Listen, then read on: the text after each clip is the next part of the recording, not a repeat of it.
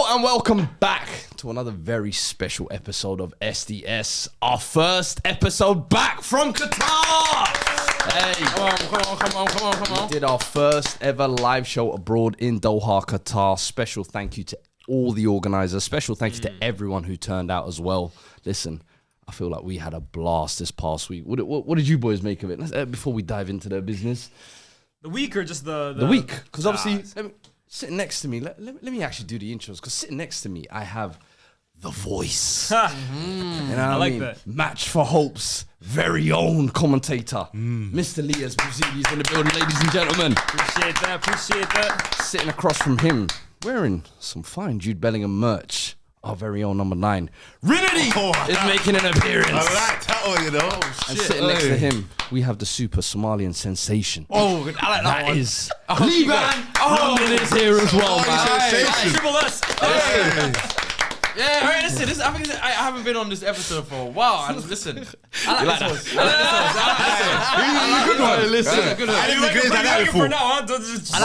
like this one. I like this one, man. We've had an interesting week, but Lias, of course, you were there commentating. What was that experience like? Second year in a row now as well. You got the call up. Commentating on some legends, some great moments. What was that like for you? Humbling. It was an incredible experience. Happy to be out there a second time. The game was amazing. Obviously, me and Abs were doing that together, so shout out Abs as well too. Yeah, for real. But yeah, just incredible week, bro. And the live show in particular, like to get the opportunity to go as a group out there is cool enough. Then to do a live show is cool enough. But then to have supporters out there as well too. I always say, right, when we see the thousands of views or whatever, it's cool, but it's hard to quantify that number because we don't see it. Yeah. But then when you see even like a fraction of that in person, it's just surreal. And we've obviously been lucky enough to do this a few times, but to do it like outside of the UK, Bro, halfway real across the world. Like we Crazy. flew 8 hours there, and it was rammed. And even after the show, all the noise. And obviously, you two, you lot missed out last year. This was your first time. What was that like for you? Nah, two? amazing. Obviously, it's not my first time in Qatar because I was there during the World Cup as well. Yeah, but to do an actual, like you said, to do an actual show and actually see the support around the world. Even when I've gone on other holidays, I've always come across people that always, SDS, like you know, I'm a big fan and whatnot. So to then be able to actually do a show for the first time, it was an amazing experience, man. For me, it was just surreal. Like taking everything in, the fans, especially when the go-karts, not go-karts, but everyone's chasing, running down. That was crazy. That was a crazy experience, bro. That was like, that was a crazy experience. Are we actually rock stars? Crazy. This was me what like the rappers feel like. I know, you know, Shine Old got some crazy. like what Sharky feels. He got the whole load. Fan clubs as well, man. It's true. But special thank you to everyone who turned out. Special thank you to you guys as well. I mean, we actually put on a great show as well. And listen, Sharky, big up yourself as well, man. Played in a match as well. Won this year. Yeah. Last year, obviously, got the man of the match. But hey, man, an interesting week. Incredible experience. We've got to get into business now because there's been an interesting week of results as well. See, this is what I'm Premier saying. Be League careful when Roundup. you say I like this host. This is why we're here, of course. And listen, there's nowhere else we're going to start Where you starting? than at Tottenham Hotspurs versus Man United. 1-0. Okay, hold on. Before we start, can you tell the audience where we were watching this game? Oh, so we were actually in the air on our way back into London, and thankfully, big shout out to Qatar Airways. They actually had Wi-Fi on the That's plane. the best Wi-Fi I've ever The experienced. whole journey. The whole journey. Prior to that flight, I didn't even know Wi-Fi on planes existed. Oh no, there was. I was like, they were doing it hey, for no, minutes. but I No, knew. But Wi-Fi it was always was jammy, media. dodgy. Yeah. This was. I got on the plane and I said, yeah, when we take off, this is going to start cutting out. Bro, I watched the whole Liverpool game and then I watched the whole United I game. think we could have live streamed after that, bro. I could have jumped on Twitch and done You know, the so. connections that people do have at home. It's crazy. Hey, bro, it was better than when we had in our hotel. I was like, hey, man. But honestly, interesting game. 1-0 it ended up finishing. James Maddison getting the dagger. And interesting that he's the one that pops up with the goal, especially after Roy Keane this week was talking about, you're waiting for Maddison to come back. He's not going to make the difference. Hold this one, brother. I remember earlier, was it last year, Morpie was trying to draw man out. Hold that one. One thing I like about Maddison is a couple men who tried to draw him out. He gets He's his lip back. responded well. So He gets his lip back. fair play to him. Good moment for him. But from a Spurs perspective, I felt like there was a few positives to take. Vicario coming back, I thought was huge. I was shocked that he came back. Maybe I just missed the news that he was like recovering already. I No. thought he was going to be out longer. So than about that. a month ago, I remember him posting on his story that he's walking again and back on the grass. And I was thinking, oh, brother, take your time. Because Kinski had just come in as well, pulling off a couple of good games. And I thought, that's going to give you the time to really fully recover. That's why But I thought Kinski came in. I thought because he was going to be out for months, you bring in a guy. He's back. It's the second week of February. That's And honestly, he looked like needed. he never missed a beat, and especially in that second half, I thought you lot were getting a couple of chances, and he pulled off some huge saves. I thought Jed Spence He played phenomenal. continuing the form of the past 2 months. For me, he is someone who is in the form of his life at the moment. He's undroppable, in my opinion, regardless of what fullbacks are fit. He is someone that needs to play week in, week He's out. putting the other players to shame, in my opinion. I think for him, a player that's been on loan, 3 times, I believe it was on loan in the 2 years that he's been there. He's come Initially, back. when he signed, you got to remember, Conte didn't even want him because he had that great spell at Nottingham Forest. Conte said, he's not really my type of signing. Didn't really play. Went out on loan twice to Leeds, to Genoa, and I think Genoa, his performances were going a little bit under the radar. Comes in this season, and in pre-season, he actually impressed. A lot of Spurs fans were kind of thought he was gonna go out, finally going to get the chance to maybe play in and feature in the team. The first 3 months, he barely featured. But the interesting thing was, he signed a new contract. And I was thinking, okay, so... Speaking to obviously behind the scenes, I heard he's got a really good relationship with Ange, so he trusts him, and Ange said he was going to give him the opportunity at left back. Udogie gets injured, Perfect time to opportunity presents itself, and I always love it when a player is almost like patient and they bide their time, and then once they're given that opportunity, they just take it with both hands. And of course, we'll touch on Amad Diallo, but kind of similar story with him where he wasn't really getting those opportunities. Got it, you take it, and now they're in. I completely agree. I think Jed Spence has been your most consistent performer, or one of your most consistent performers since he came into the team. Even in games where you guys are getting smashed by Liverpool, I actually look at him as one of the only guys that is actually putting together a respectable performance level week in, week out. So big credit to Jed Spence. Huge credit. Been a huge turnaround for him. And I think, listen, Ange, I think is the first Spurs manager to beat United 3 times in a single season. I think this is the first time in forever that we've done the double over you as well. It's the first time in Prem history. In Prem history, if I'm correct me, but what did you guys make of this? Because obviously we're walking away there, clean sheet, 3-point collectors in a while. Because obviously Amorim has now been in here for a little while, and I don't know how to judge him. But it's looking every week like it's getting tougher and tougher. And Andrew's looking like he had his backs against the wall. But I feel like this is kind of result that almost just gives him a little bit of breathing space, if you like, and just takes the pressure off a little bit. But for Amorim, it seems like every result is just almost like another... because like, 8 games? 14 games. He's managed. He lost 8, innit? Yeah. Crazy. He's only won two games. So what did you lot make of He won 4 in the Prem. Is it 4 now? We have 8 wins. See, I've lost 3 of them under Ten Hag, 1 under Ruud, and then 4 No, under... two. Well, we won 2 Premier League games under Amorim. We won 4 under Amorim. 4 We have under, 8 in total, 3 with Ten Hag, 1 with Ruud, 4 with Amorim. And I know you said you might potentially see him finding it difficult even finishing this season if results keep going the way they've been going over the past month or two. Now, obviously, you're not saying, sack him or anything like that, but you're just looking at the state of I just know how the game goes, bro. Yeah. It's look, I said that, I tweeted it out, I ended up deleting it because the more I thought about it, a lot of people were telling me as well too, financially, are we even in a position that we can afford to fire a third person after we fired Ashworth and Ten Hag? I don't know if it's feasible even, so I kind of took that back, but just from a common sense point of view, whether you like it or not, guys, we know how football works, man. You can talk about as much context as you want and as much reasoning as you want, but at the end of the day, it's a results business. And if the results continue going the way they are, and I find it hard to think they are going to go a different way. I mean, you tell me, Liban, but I feel like it's only going to get darker. I don't see a sudden flick of the lights and everyone all of a sudden starts getting the system and Amorim understands how to play. He's been here for a few months now, and it's just not working. And he's not going to have players to bring in. I don't see this getting better results-wise. And the more games you lose, the more the morale around the fan base and the team kind of continues to sink. He is going to start losing the faith of the players. He is going to start losing the faith of the fans. Like it or not, it's going to happen if he continues losing games. And I think eventually the board will look at it too in terms of, is this tenable long term? You look at a Graham Potter at Chelsea, right? There was a lot going against Graham Potter. I think we all can admit it's a huge team. There were players that couldn't even fit in the dressing room. It was in the middle of a takeover.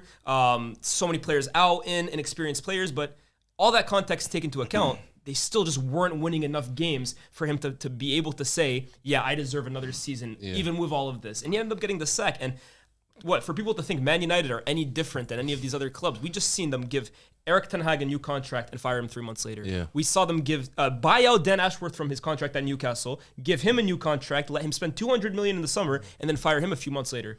Why is Amorim any different if they can afford to do it? So I'm not saying I want him to get sacked or I think he deserves to get sacked, but if the results continue going the way they are, look, he's not immortal. He's not invincible. He's just another manager, and I think we could see him face a similar fate. Yeah. Is there a part of you that looks at him almost a little bit differently as to before he came in? I look at this whole. I get where he's coming from. I fully hear him, and that's why last season I was saying results. If we get like results were more important last season, because my stance again, it hasn't changed. I've always looked at this Manchester United as the problems are bigger than the manager. So it's about you saying this. I've always said that, and that's why I kept saying last season, it's not about Ten Hag.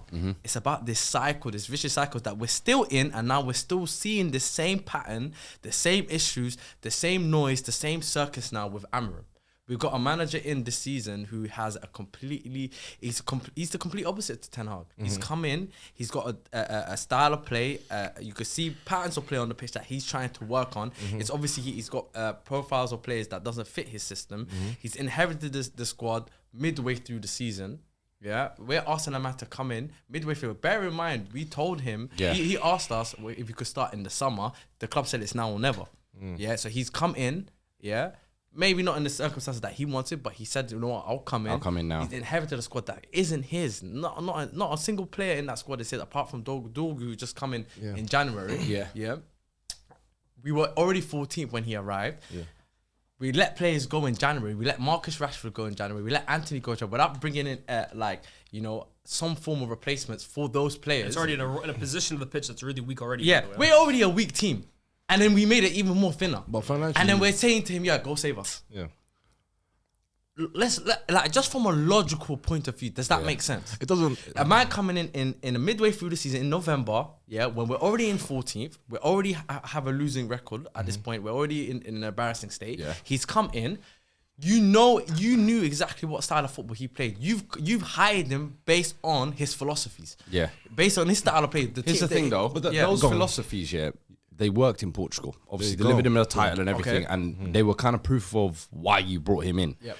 Does there not have to be a bit of tweaking with it? I would say 100%. Because in my opinion, no. It always has to be. Yeah. You're gonna just hear this and say, "Oh, I'm telling them to scrap the whole system." No, it's adapt to what you have a little bit. And this is the issue we've had with Ange. Let's be honest. We brought in Ange saying he's gonna play great attacking football, but so many Spurs fans have said we need to find a balance. We're far too attacking and we leak too many goals defensively. Can you get us that balance? Some weeks I feel like he tweaks certain things to find that balance.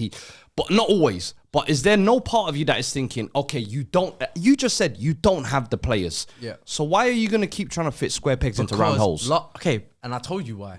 Ten Hag, last couple of seasons, He bended. He got battered and he was criticised because of the fact that he basically scrapped his style of football. All right. His play to adapt to the team. Mm-hmm.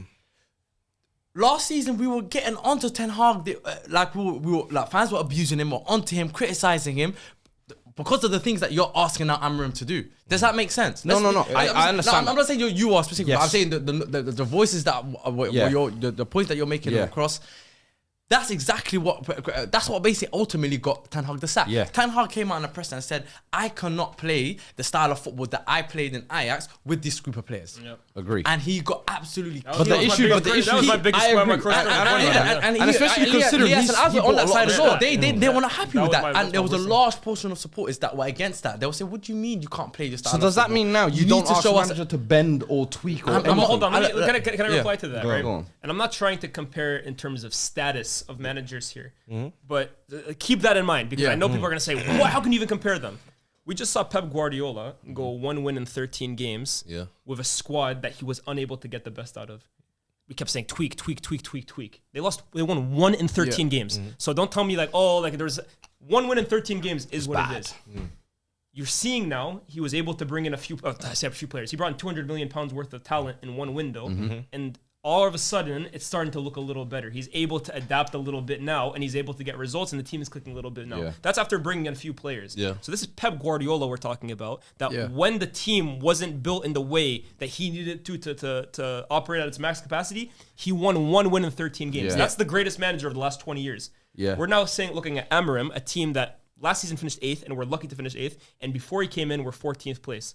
We're asking him now to be able to adapt with this team. So if Guardiola couldn't do of that, how can a manager who's come in halfway through the season to a group of players that have never played his formation didn't get any signings bar one, who's a relative novice in that formation. How can we ask him now? How can we ask him now to all of a sudden just find solutions? But the managers are managers. It's not FM. It's not FIFA. But the thing with like a Pep or. I feel like you've seen some semblance of that system working for that team. Yes. But this is okay. But this is the problem. Where I look at Amorim, you don't even know if this system is working. Fuad, you're forgetting how much money that was invested into that team, into that Man City team. No, remember from when Pep Guardiola, remember his first season, right? Of course, it was bad first season. It was okay. He still finished. Yeah, but I'm saying he had to invest heavily, bro.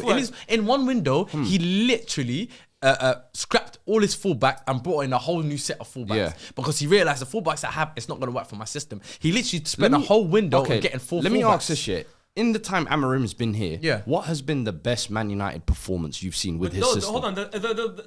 We're not arguing that, but no one's arguing that. No one is arguing that the system has been working. I don't think anyone in their right mind would say. I've been on the record. Amorim is unable to coach this group of players in the system that he wants to play. That is under no illusion. But you know what the thing is with the system thing?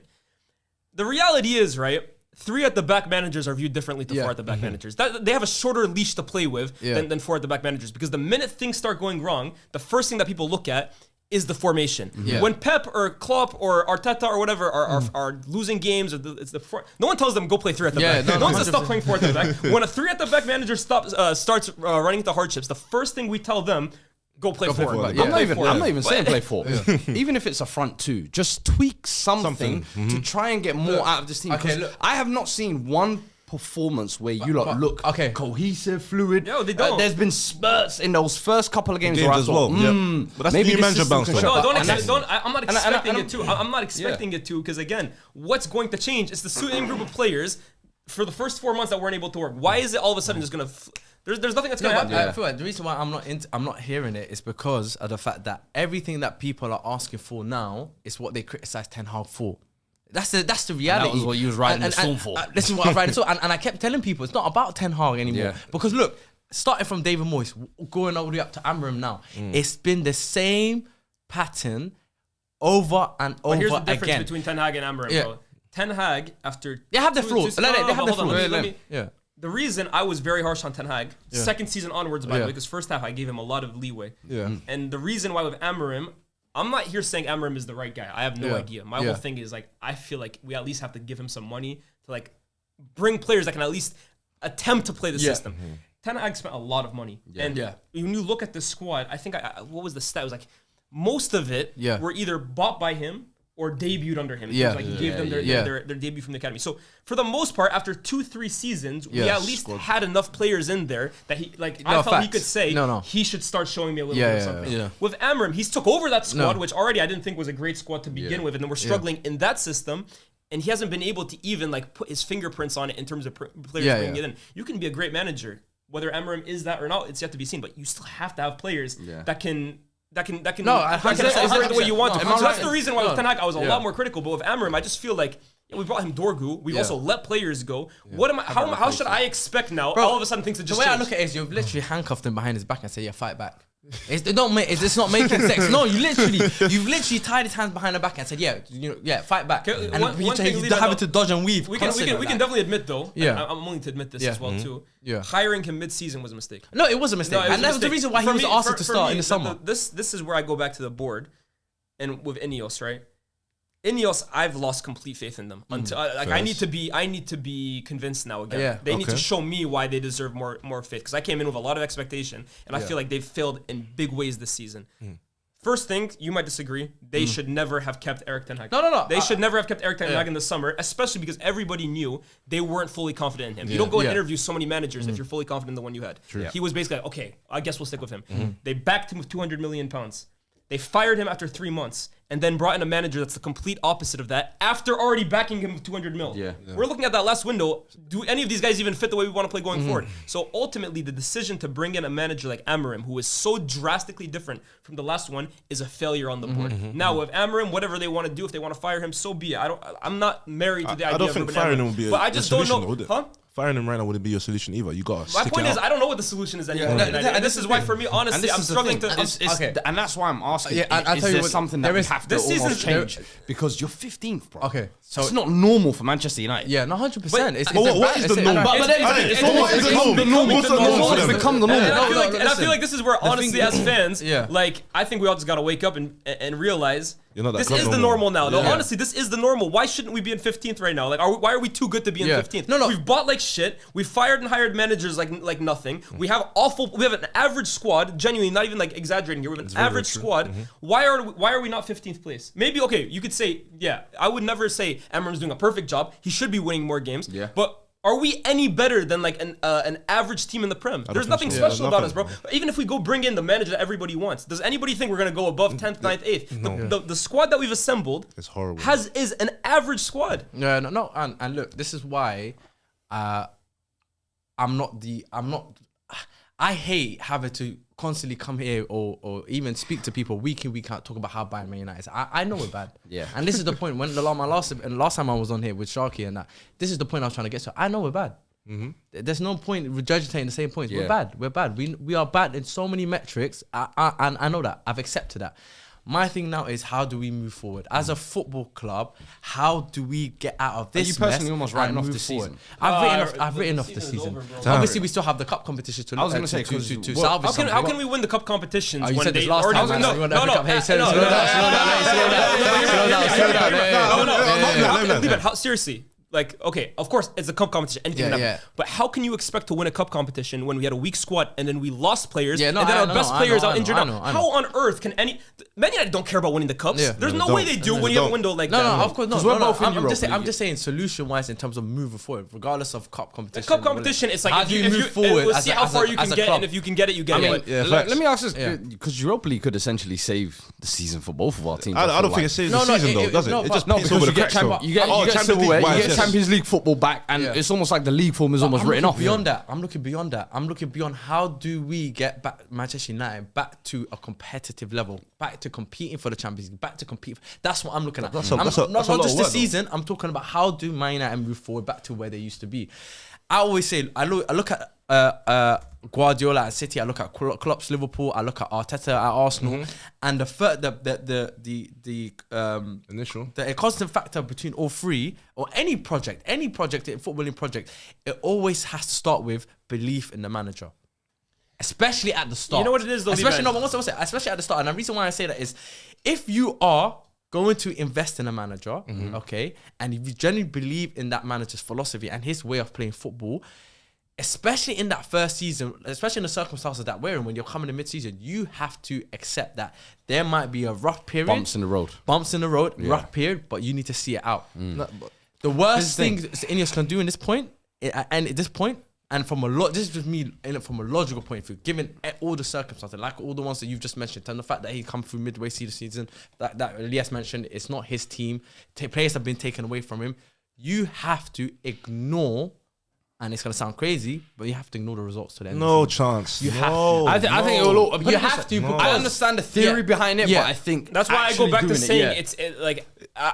I'm not saying you're wrong in thinking that, but it's easier said than done. Yeah, It's no, easier no, said no, than done. especially when Because you- you know what it is, Arteta.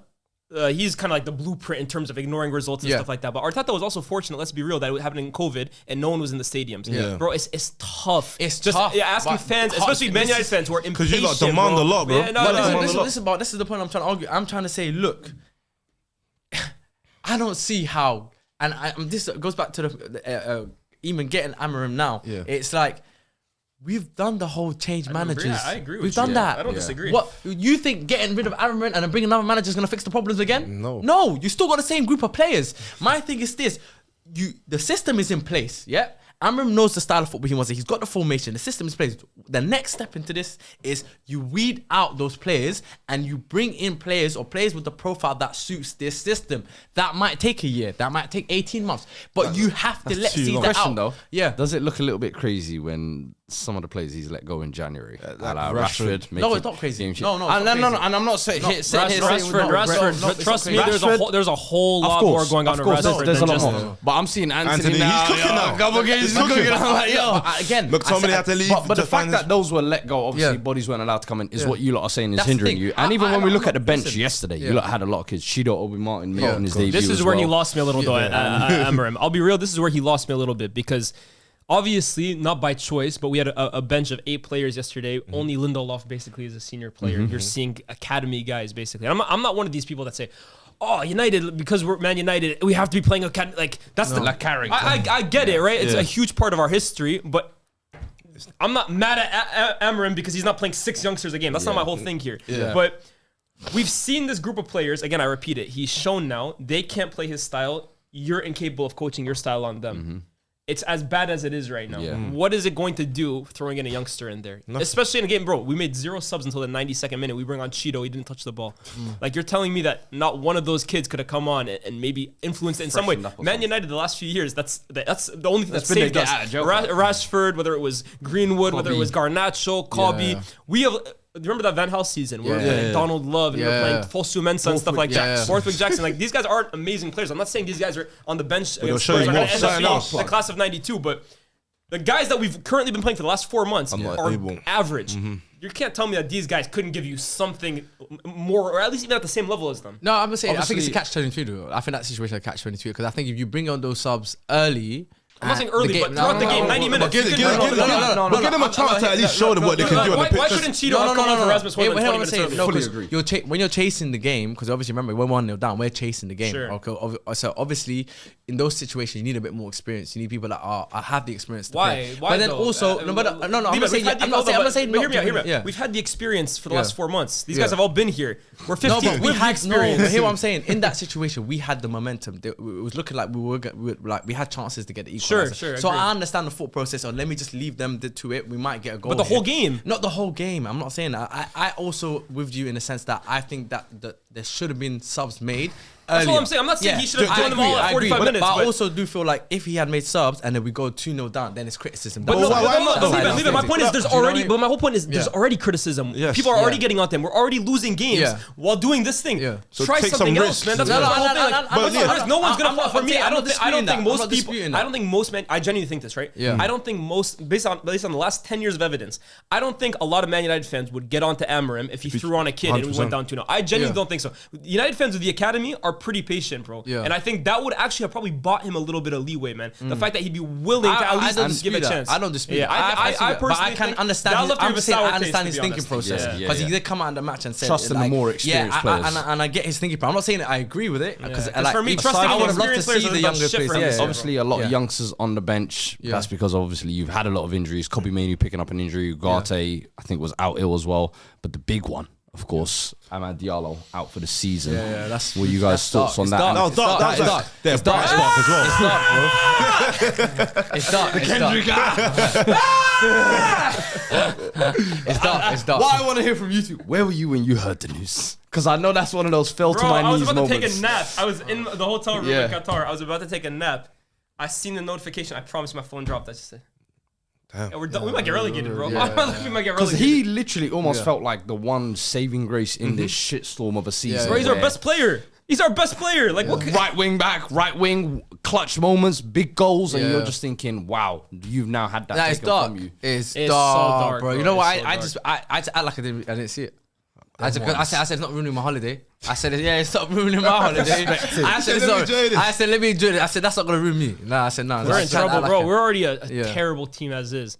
He's the guy who's just been like making moments out of nothing. Yeah. And I feel for him too, man. He's having it's a breakout season for him. It's the definition of a breakout season. Facts. Yeah. Like, he's finally getting the opportunity. He's playing well. Like, I feel for him, man, honestly. Like, you know what? The only bright spark is like, remove yourself from the situation. Take your time, come back. Hopefully next season we're in a better position and then you can come into a better team because that's the only positive I can take out of this. Man. And you know what it is? It just makes the board look so much worse than they actually are because already the fact that we let go of 2 guys without bringing anyone else looked bad enough.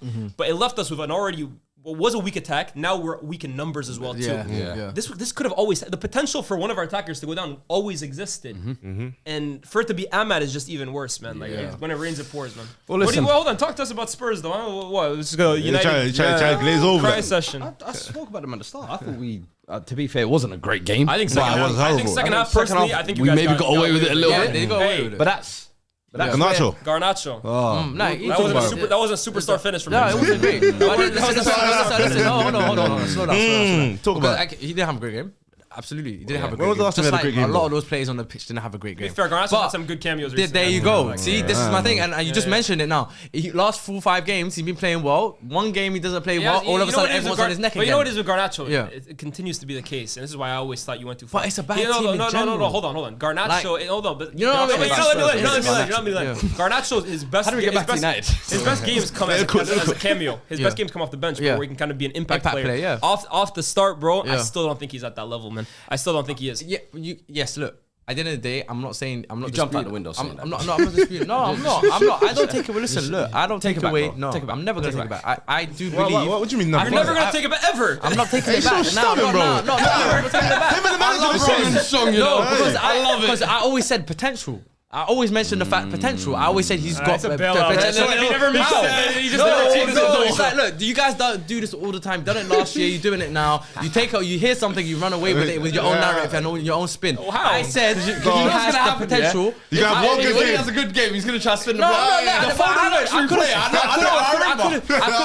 Listen, Mental. no. At the end of the day, I could have spun the block the last 3 games. I'd be like, oh look, he's turning it around. We're talking about I could've done that. superstar But potential. I'm saying, look, at the end of the day, he's still 20 years old. We're talking about a 20-year-old. Yeah.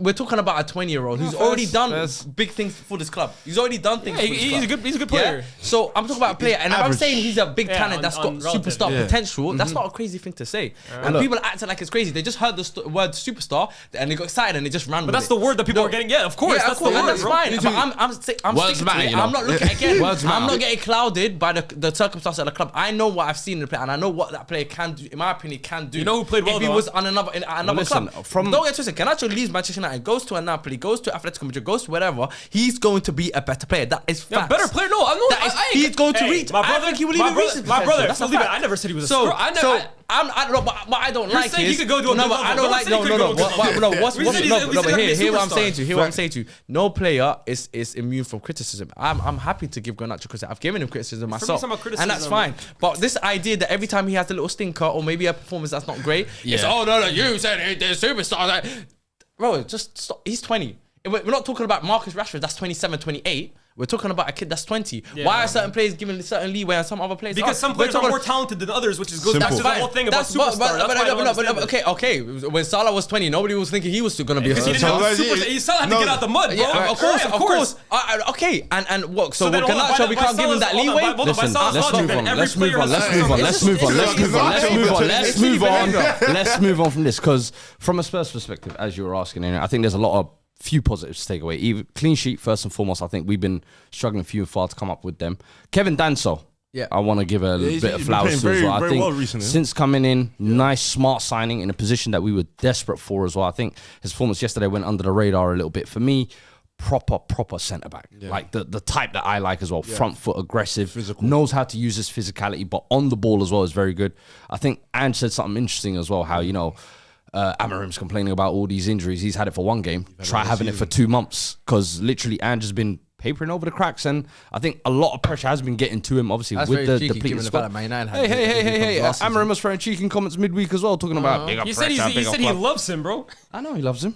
Cool. Keep the love over there. Hold this licks. But either way, from 12th, man. You Hey, man. guys are Bro, Hey, you beat man. Man United. Yeah, bro, You beat this honestly. Man United team. You're not No, but special. leave You're it, not leave it. special. Wait. You've been getting our ass beat by everyone. You're not special. You're not special, bro. United segment. You're not Put the special, gun bro. down. Put the gun down, brother. You lot had your United segment. I think James Maddison, incredible, coming back in. I think he needed to respond to the comments as well. I think he's someone who I think is important for this team as well in terms of creativity. I think Kulusevski didn't have the greatest game yesterday, and I'm struggling to find a way to fit them both into the team, because I think Kulusevski has shown this season through the middle he's at his best. I think James Maddison as well, look, I feel like he's needed in that team, but then how do you find a balance? Because when those two were starting at the season and you had Bentancur, Basuma, those guys were left on an island and it was too open defensively. But Jed Spence, we touched on earlier as well. And listen, I think Matthias Tell, he's warming up. He's warming up. He got his first goal the other week. I think he had a couple of chances. He should have. There was one opportunity that kind of fell to him at the back post that I thought he should have finished. But agreed. I think there's a lot of positives for Spurs to take from this. Of course, it's not the perfect performance, but I think it's kind of it's something to build on. Just eases a little bit of pressure off Ange, and obviously jumping above United to 12th is not the greatest jump, but it's a bit of step in the right direction, should we say? I And you listen, played well for United, by the way. I think Xerxes had a really good game. yeah, Yes. I thought Xerxes had a I think there were some really good game. touches early on where I was like, "Oh, you're playing with He had some that confidence." header that I felt like he should have done. No, a lot he was better. on I perfect feel performance. like the header was Yeah. difficult because I was watching his body position. I feel like he should have went No, but two he steps I just backwards no, in order to attack it that's properly. whose fault was that? Huh? Whose fault was It's that? his own fault, but still. There you go. There you go. Xerxes is not a lethal player, but I do think this is probably the best we saw from him. And he actually looked like every time he got the ball, he wanted to go forward. He was taking guys on, linking up well. He was holding it very For well me, as he was well. United's best player. He's one I said didn't have a is bad similar to like performance. Gravenberch, where I think he's a good quality technical player, but he needs to develop that motor and that engine to that desire. As you're saying, every time you Motor get and on the engine ball, is tough to No, no, develop. no, especially at that Intensity, I age. hear it. I understand, but he's in not terms a- of Gravenberch, when you looked at him last year, it was like the game he was just going through the motions. Now he plays with that intention, and what you said there, that intention to always know what you're going to do next. And I think Xerxes, development, Give him time, give yeah. him a bit more time. I think you could see a Xerxes potential in player. the bag, Couple stats from the game anyway. That's high, man. Hey, alright, cool, man. Those We'll games, see. Dutch We'll guys, see. We'll see. We'll see in Put the 6 months' Xerxes in time. the bag, Talk man. soon. Talk Hey, if soon. it doesn't work, we won't hear a Put word. the Hoyland and the Xerxes in the bag, man. He'll be on to the next Dutch kid. Wait, Hey, man. We'll be having up. We'll be having up. Hato guy. Your time is coming, lad. Let's just cycle of Dutch guys, man. I know his guy. But listen, a couple stats from the game. Man United have lost 12 of their first 25 games of a single season for the first time since 73-74. I feel like there's a new one of these stats that comes out every week. I love it. Man United have now failed to score in 10 of their 25 games. Only Everton have failed to score more often in the Premier League this season with 12 games. Ange Postecoglou is the first manager to do the double over Manchester United in the Premier League, and is also the first Spurs manager to win 3 games against United in a single season in the Premier League era, and he's just the 4th manager after Ruud Gullit, Nuno Espirito Santo and Emery to go unbeaten in each of his 4 Premier League games against United. James Maddison's strike was the first Premier League goal against Man United in his 12 appearances against them. Fantastic way to respond to Roy Keane. But let's move Well, I gotta on. give my applause, no? Oh, yes, of course, yes. Who are you going to give your round of applause They to? don't want me to do my job, man. Hey. My bad, bro, my bad. It's tough to find one, to be honest with you, because I thought there was a lot of average Vicario's performances come from back. both sides. Yeah, Vicario in the Jet first half. Spence. Vicario, You have to give it to that Jet triple Spence. save in the first half was big. You know the one I'm talking I'm about. overriding you, man. Just Spence. Let's go. Hold on. I'm overriding.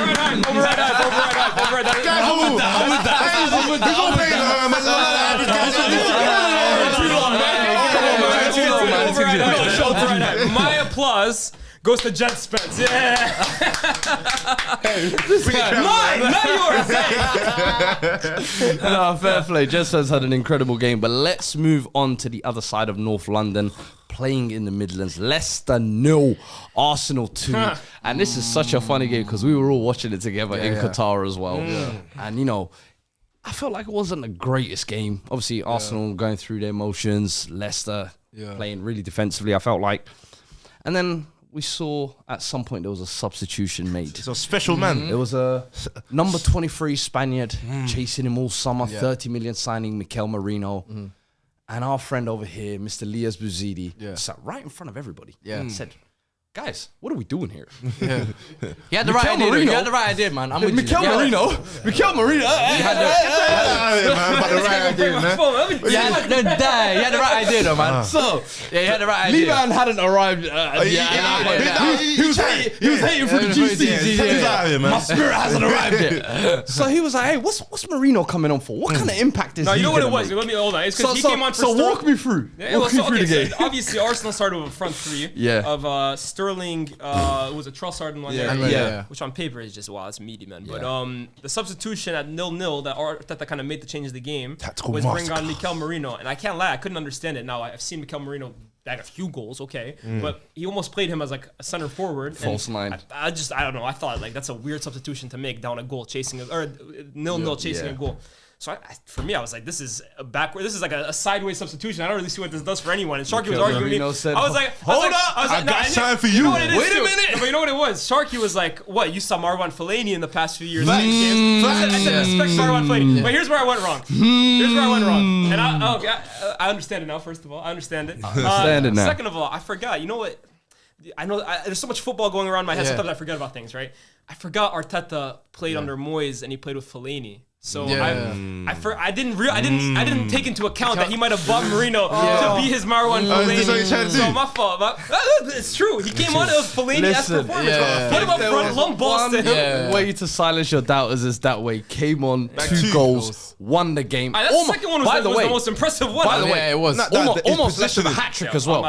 Could have almost left. When the counter attack was going on, I swear I was yelling, "Foul him!" It could have been spooky for Lee. I was screaming. Take him down. But now, I'm telling you, Rin, I want to come to you as well next because I want to speak on a special kid. And listen, I know normally Liban and me, you sit here as Arsenal haters, thriving and trying to hate as much as we can on this club. Yeah. Because long-term rivals. Yeah. But I want you to talk to me about Ethan Nwaneri and Serious. the impact this kid has had since coming in. I think he's the youngest player to assist a Premier League goal for Arsenal since Aaron Ramsey in 2008. But that game, although it was a 0-0, he seemed like the one bright spot, hit the post, the way he was beating guys, linking play up. Every time he got the ball, the needle was moving. But you was speaking about him early doors. What did you make of his performance? What have you made of his impact into the team as well? So far, you can see that he's taken the game to himself. He's taking responsibility, the burden that Saka would normally take on. But this time, I just love his mentality. Like, he's so solely dependent that they make everything happen to go through him. So when he carries the ball, it's like intention to go forward, intention to attack. And you can see with his style of play, he don't mind going inside or outside, using right or left. And that's just special. We needed that. Saka, my boy, take all the time you need, man. Take all the time you need. Hey, look at Take him all talking. the Look time at him you talking. need. Oh my God. Even like the little cameo that he does, the Champions League, you could just see that he's a special talent. Like, and it's like, I feel like week by week, it's almost like you're seeing more to his game. Obviously, at the academy, you're just thinking, hey, let's protect the kid for as long as we can. But he's almost like, but he's saying, demanding. Give me the mantle. I want it. Do you know what I mean? maturity. And Playing playing with cockiness too. That's what I like about him. Quiet cockiness as well. Confident in his ability. There's some players, they have a little bit of an arrogance to them, and it almost lifts them up another level. It's not a bad kind of arrogance. It's like a self-belief that they can get on the ball and just change things. They know they're that good. Nwaneri, I feel like he plays like that. You wouldn't think he's a 17-year-old. I think he's personally. Arsenal has some great players over the last 15 years. I think he's the most naturally gifted 100%. teenager that they've had since Fabregas. And look, they've had Wilshere. Maybe Wilshere even. No, Wilshere was really, but at 17 years old, Wilshere did he go on loan to Bolton? Or was he at that point? Saka is obviously a top player. I think Nwaneri is not a level, but I think he's more talented than both of these guys. I think you have to go back to Fabregas in terms of teenager that has this level of ability. And his temperament, his potential for potential is very high. I think is crazy high because he has a little bit of everything. Man. And then you think of it as well. Obviously, comes through as a centre mid, but when that injury to Saka happens, everyone's thinking, oh, who's going to fill in that position?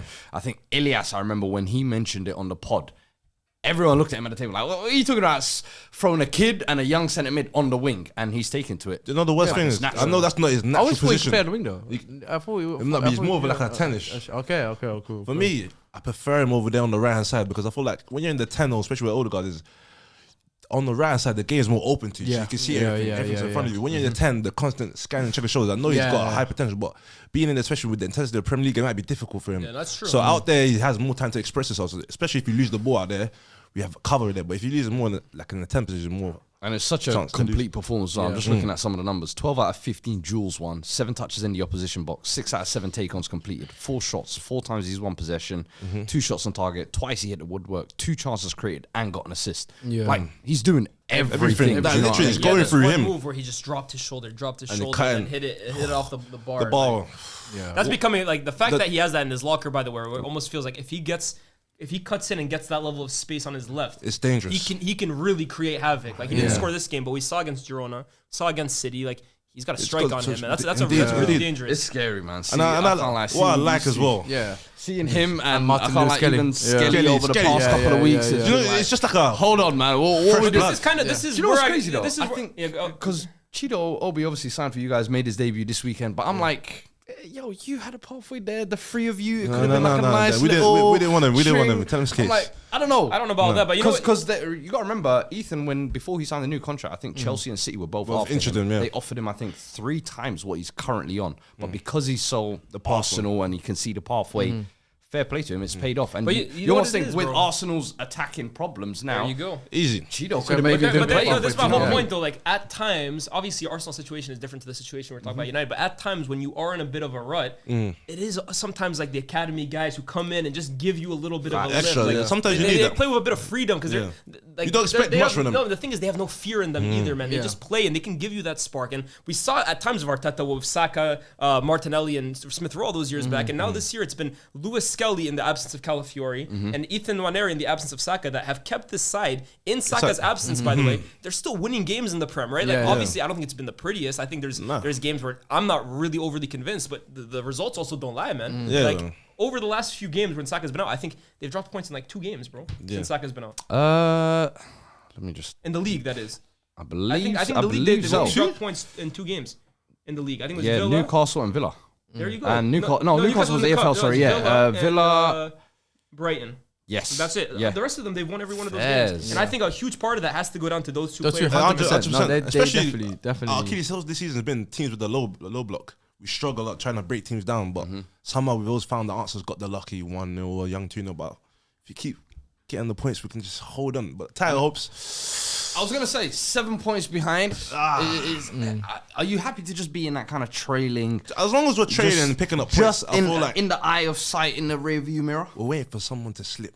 We're waiting for them to slip. If they slip one moment, we're there. Obviously, We're there. Sharky normally gets pressed about We're this there. percentage. Rinaldi, I'm gonna ask you, what is your percentage of the title hopes this season? 40%, man. 40%. 40%. What's wrong? Why can't it be 40? Hey, Why can't it be 40? yo. Yeah, he's right. That's real. That's real. 40%. That's almost yo, go away, man.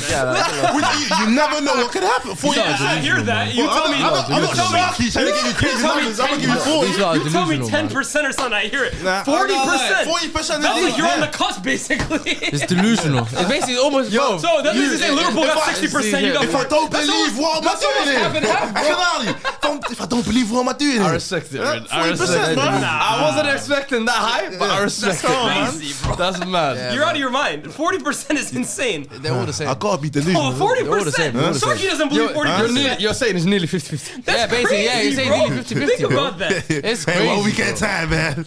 Oh my We days. need them to drop points in 3 games. We're games talking are it's almost 50-50. 50-50. Come on, bro. 13 games to go. And they have to win everything. Yes, no, the Yo, 40% it's is ridiculous, crazy, bro. Football, I've seen some incredible things, Yeah, you know. but that's what makes it incredible. The fact that you're an underdog. Not Hey. if you're 40% chance, it's not incredible, bro. Still You got- think there's- I think it's about Look at 11%. Don't worry, I I've think got that's something to look forward to. ridiculous. That's about I've got something to 11%. look forward to. Positive mindset. By the go, way, man. there's one player as well too. I think you need to talk on in a different light, but Go for me for that's it. Raheem Sterling. I was think- just about to I think say. I think this is one of those games, in my opinion, where you look at a player and say, Put in the bag. Yeah, that's a little. You're gonna go a little harsh. Put it in the bag, bro. I just think he's done a lot in his career to the point that I'm going to respect him when I say I this. was just about But to say that. I think, look, I don't think he got it anymore. This is obviously a guy who's had a tremendous Premier League career. And I saw a lot of people saying, how at 30 years old are you already watched? This is what I always go back and say. Started at 17, Talk about though. Yeah. This is why that's my point. You talk Yeah. about longevity, right? But if someone played 10 years, but they started at 18, and someone played 10 years, but he starts at 25, it's the same. It's the same amount of years. And Sterling has been playing. Not only how long he's been playing, but the amount of miles he has on the clock from a very, very young age. So it's not really surprising, especially a player who relied on speed, to kind of be on the way out. Yeah. But this performance and then being subbed off and his team improving when he goes off, I think he was one-on-one against his fullback so many times. And he just He couldn't couldn't create beat him. separation. I think this is a moment for Sterling where I think this time next year you won't be seeing him in the Premier League. I think I don't want to see him. I I think he don't needs to want to see. reinvent his game. I think he needs to find a way to reinvent There we his go, game. because- I think there is still attributes that he can offer. I think he's still in and around the box. I think he can still get his goals. But I think he What needs attributes to. can you offer, please? He's trying to tell you. No, Let him Go on. No, I'm literally, Oh, that's go what I'm on, go literally on. speaking now. So I think he can still get goals. I think he's a player that still has a strike on him. You saw the goals that he scored at Chelsea. He A could strike, hold on. I don't think Sterling has ever been a in the great box. I'm striker. talking in the Let him box. cook. In the box. No, I'm talking about yeah, finishing when it. he said strike, I thought you meant like, Finishing yeah. in the I right thought place. you Being in the right said place in the right time. Anticipation, Finishing. basically, in the box. Yeah, I thought you said shooting. No, I said no. Being in the box, obviously getting the goals in the box. I think that I think that you're right. In terms of, I think he struggled. His biggest weakness now, I think what he's really struggling with, and I don't know if he's accepted it as a player, is he can't beat his man. Yeah, he lost the ball. He's lost that, and that's fine. I feel like that's been his game. And that's the thing. I don't want it to be almost like Sterling disrespect. Look, he had an awful game. He's a Premier League legend, one of his bro. worst Let's put games it in that his way. career. He's had a I don't few. think legend is a big word. He's a Premier League legend. Nah, not Stop for me. this, man. Not He's for a me. I think Premier legend. Over 100 clubs. Over 100 clubs. He's a full How many medals. players have Lukaku's over 100 club? And I know he's done more than Lukaku, but my point is, legend much for me. more. No, I wouldn't disagree. Legend for me, maybe I just view legend as a much bigger word. I'm talking 100%. like. You got to be a top 20 player in the league for me to be like, or not, I'm not trying to limit it to just 20, but you have to be like, come to that, come here. Like for me, he's a Premier League hero. I agree with you. I agree with you. He's definitely a hero. Bro, Definitely we're talking about Premier League legend. We don't just okay. I know your way of thinking, but I'm saying, look, there's so many players over the course of Premier League that you will still class a legend. They might not be in the top 20 best players, but because of their service to the league and what they've done in the league, I think the only damning thing about Sterling is that maybe he's not revered at any particular club he's played for, whether that's Liverpool, City. And the fans don't view him like the that. fans don't view him like that. No, but wait, no. But That's what I'm saying. He's not revered. He's not revered like that, and that for me is almost like one little bug that I have. Yeah. But I think in terms of what he's put down over his career, let's not completely rub him out. And I think that, in my honest opinion, I think rub him out. I still think he still has something to offer. As you said, could he take maybe a step back and? You know, similar like Rashford has gone to Aston Villa, whether it be a club like Newcastle, somewhere where it goes away from those top six, where the bright lights are there, and I think he could still be a killer player. I don't know about killer. He effectively went to a mid-table club, if you want to call it, in Chelsea. And now they're No, bigger. Bro, Chelsea but the last pressure season, of Chelsea is never going to be the same as those other clubs. Even if it's a young Crystal Palace, me and Eze are going to do a two-man stand. Why would Crystal Palace take him, bro? Crystal Palace are not looking to buy a 30-year-old who's on the decline. For me, I think you look at... No, they're not, bro. They won't take him. They won't take him. Mateta, what? They're spending 40 million on Nketiah. They didn't want to bring back Zaha back, bro. Come on. They didn't want to bring back Zaha. Please, Zaha's... What's the difference between Zaha and Sterling right now? No. What's the difference between Zaha? They've already had Zaha how many times? Yeah, and look what he's done. He's done That's a bad argument. I'm saying if they didn't want it, he was available. He left Lyon for free, basically. Are you telling me no mid-table club is willing to take the experience of Sterling? If he wants to lower his wages tremendously because he's on big money, I'm saying take that step down. Is he really humble enough? That's the point he's trying to make. That's the whole point I'm trying to make. Is even if it's a Brentford, whether it's a 3-man step with an I look at his game already, though. I think for a player like that, if I was a fan of a Premier League club, I would rather my club go sign an up-and-coming guy rather than Raheem 100%, Sterling. for sure. I don't think the upside of Sterling these days is Because I look at what he offers in the game, it's not much. He's struggling to be his man. The burst of pace is gone. Unless he readapts his game, his individual game, and slows it down. Yeah, that's what I'm saying. Unless he readapts it, then maybe what you're saying. That's a tough thing to do, by the way. Go to maybe a mid-table team and be part of something different. Maybe help that. And then, like you said, the pressure's less at those clubs, and I think I could see that happening. Or Saudi. That's what I'm. If I were him, I would make the bread back. I'm saying you got a great Premier League career. Yeah. You would go as far as that. Me, not so much, but I'd admit he's a Premier League hero at the very least. Why go to it? Go enjoy your royalties at this point, brother. Go to MLS, go to Saudi, go make your money, bro. Come on, man. It happens. No, bro, it happens. I would say 2 more years, try and reinvent yourself. No. Worst case scenario, those medals will still get you a drink. Because it takes a lot to reinvent yourself. And how are you going to reinvent himself? What are you going to do in this game? No as a 9, chance. He's not that kind of guy to be a 9 anyway. Did it for England. He doesn't have a. He wasn't a 10. He played behind him and Kane as the goals we look at Raheem Sterling, him to play 9, impossible. He ain't got the composure to play 9 anyway. I think he used to be an asset in different leagues as well. I think maybe Germany, maybe Italy. Maybe I don't know. Even Italy, I think he was. I'll be real. I think if I was a Premier League, I look at the last 2 seasons and the environment he's been in. I don't think they have been anywhere near to helping him find his best version of himself. 100%. In my opinion, it might have to be a move abroad. I think we've always said, we even spoke kind of before saying, sometimes an environment can change a player's game, and you said sometimes a player in a bad environment, that's really when you see the real version. But I just think this is an environment at Arsenal where you can't say it's an environment that's holding him back. He's playing in a very successful team, and he's being given opportunities. And around good players as well too, of a good manager. I don't think give that many chances. He's had moments, but he hasn't shown himself. Hold on. Opportunities doesn't mean he's been given 10 games in a row. I get that, but whenever he's been asked to come on, and then in a game like this as well too, in the cup as well, he's gotten minutes. Sterling has never once said, as an Arsenal fan, you ever said, "Oh, that performance by Sterling, we got to start him next game." I want to pay for his transfer back out to Chelsea. I think that's harsh. I think he has had. I think a lot of Arsenal fans agree he with has him, had bro. a few okay performances. I just think it just hasn't been like he hasn't set the world alight, but he's put respectable performance. He has. He has put. I think Arsenal fans. No, he hasn't. He hasn't. I think you lot just been. We're not being harsh, bro, because we demand, especially the wingers that we have as well.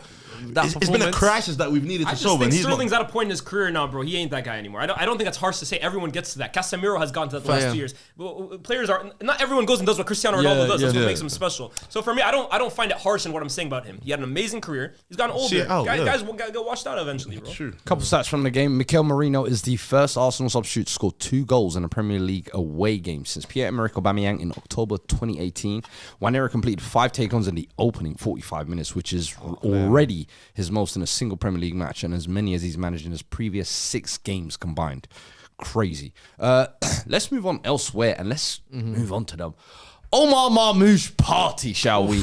Manchester City. Salah, check your mirrors, man. Real Egyptian. Newcastle United. Salah, check your mirrors, man. Nil. Real Egyptian is nuts. Real Egyptian.